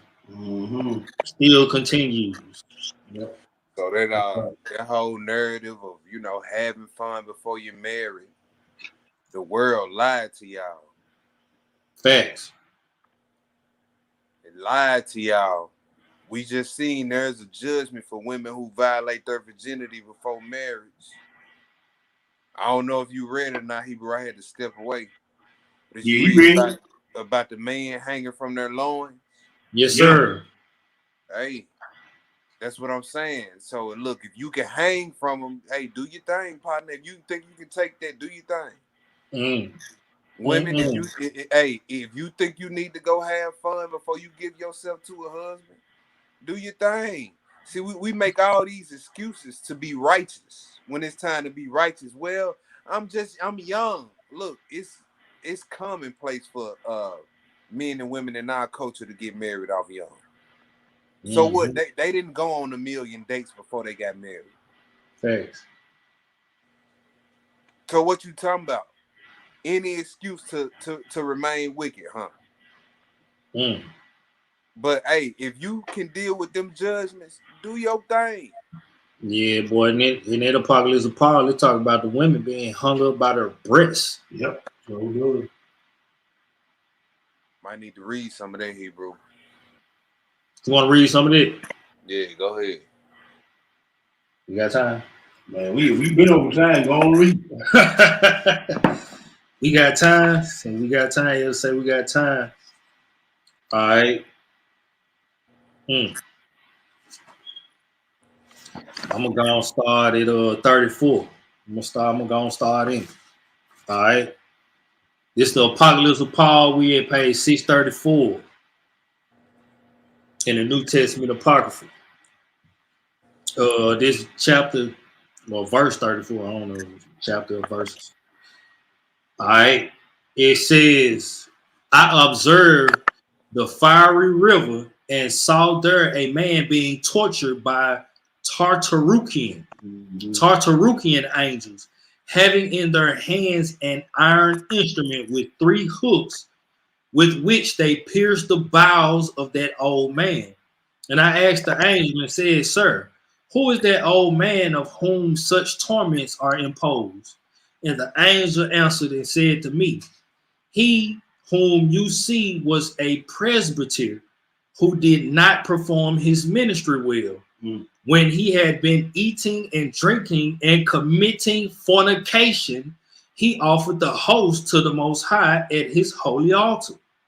There go fornication again. Yep. And I saw not far away another old man led on by evil angels running with speed, and they pushed him into the fire up to his knees, and they struck him with stones and wounded his face like a storm, and did not allow him to say, "Have pity on me." And I asked the angel, and he said to me, "He whom you see was a bishop, and did not perform his episcopate well, who indeed accepted the great name, but did not enter into the witness of him who gave him the name all his life, seeing that he did not give the just judgment and did not pity widows and orphans, but now he receives retribution according to his iniquity and his works." James 3. And I saw another man in the fiery river up to his knees. His hands were stretched out and bloody, and worms proceeded from his mouth and nostrils. And he was groaning and weeping and crying. He said, "Have pity on me, for I am hurt more than the rest who are in this punishment." And I asked, "Sir, who is this?" And he said to me, "This man whom you see was a deacon who devoured the oblations and committed fornication and did not do right in the sight of Yah. For this cause he unceasingly pays the penalty." And I looked closely and saw alongside him another man whom they delivered up with haste and cast into the fiery river. And he was in it up to the knees. And the angel who was set over the punishment came with a great fiery razor, and with it he cut the lips of that man and the tongue likewise. And sighing, I lamented and said, "Who is that, sir?" And he said to me, "He whom you see was a reader and read to the people, but he himself did not keep the precepts of Yah. That's right. Now he also pays the proper penalty." And I saw another multitude of pits in that same place, and in the midst of it a river full with a multitude of men and women, and worms consumed them. But I lamented and sighing asked the angel and said, "Sir, who are these?" And he said to me, "These are those who exacted interest on interest and trusted in their riches and did not hope in Yah that he was their helper." And after that, I looked and saw another place very narrow, and it was like a wall and fire round about it. And I saw inside men and women gnawing their tongues, and I asked, "Sir, who are these?"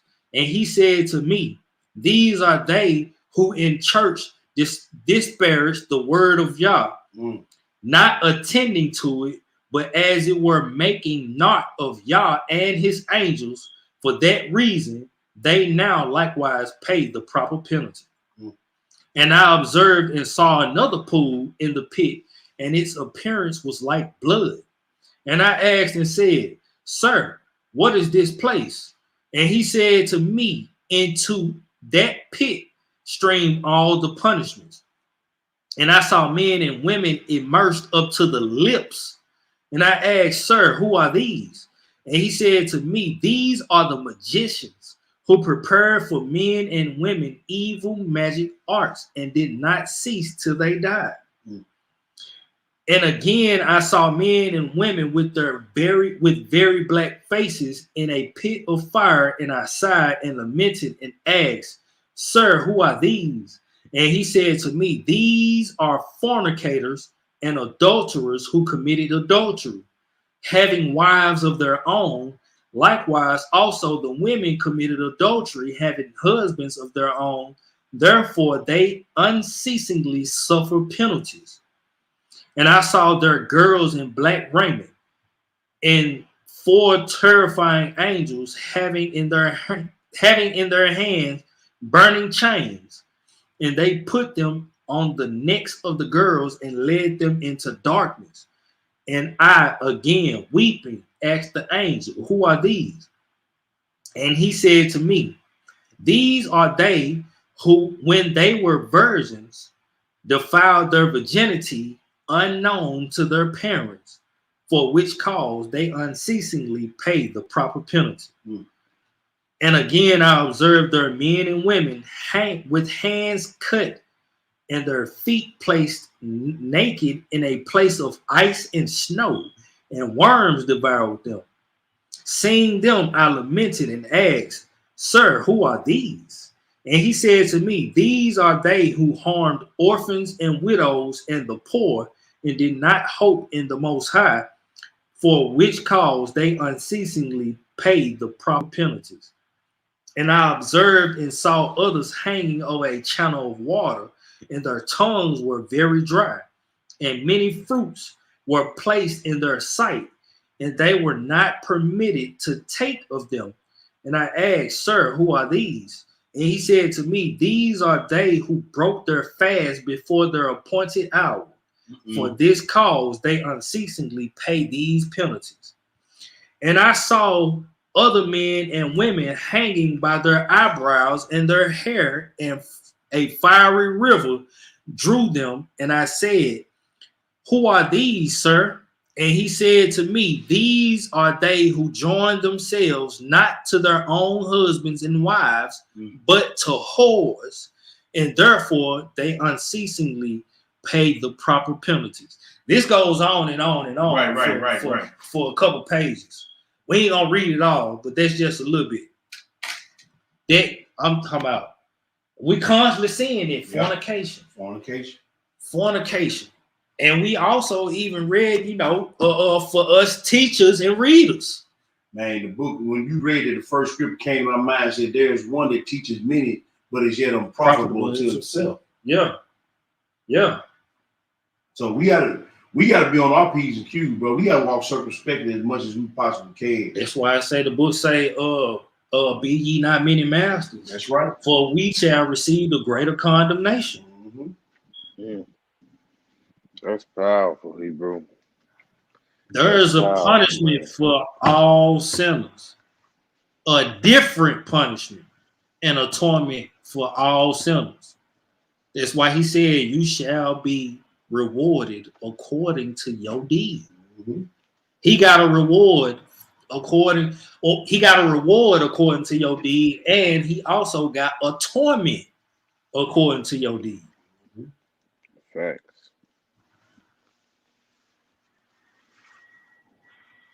Repent season. That should be every day.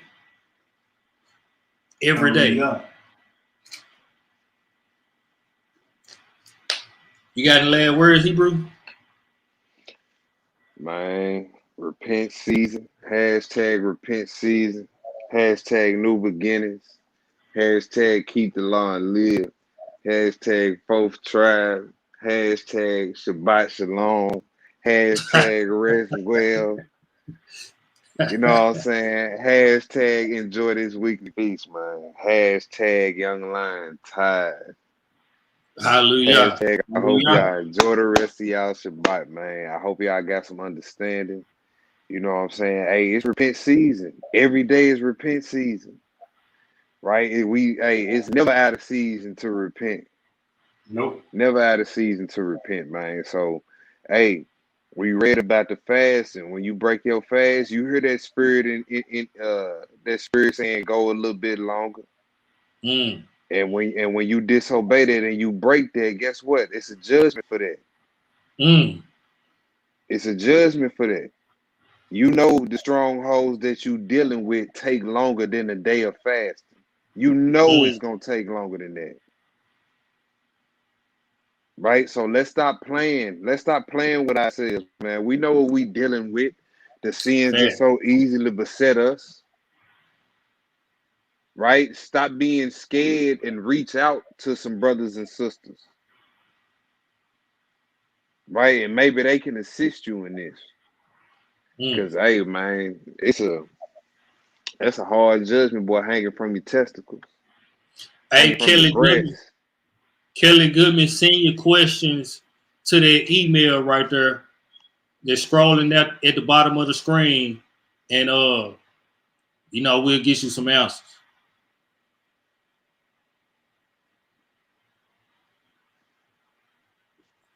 Yeah, you might have got a question. Yeah, she asked. She said we're supposed to fast on the Shabbat. She didn't know that. Nah, And so we not the actually. weekly Shabbat is a feast day, and Yeah, you know you're not supposed to fast on the feast. yeah. Check Judah. You can check Judah, and you can check Jubilees, like the last chapter in Jubilees. We are commanded to not fast on the Shabbat. The Shabbat was set apart for feasting, drinking, and rejoicing. They say that in I believe that's like the last chapter in the book of Jubilees. You can also read the book of Judah. Judah's fasted every day except for the Shabbat and feast days. Mm-hmm. Yeah. All right. Wait, like the brother said, hey, we'll be live tomorrow 1 p.m. at the hotel. We'll be back at the hotel tomorrow 1 p.m. That's Central Standard Time.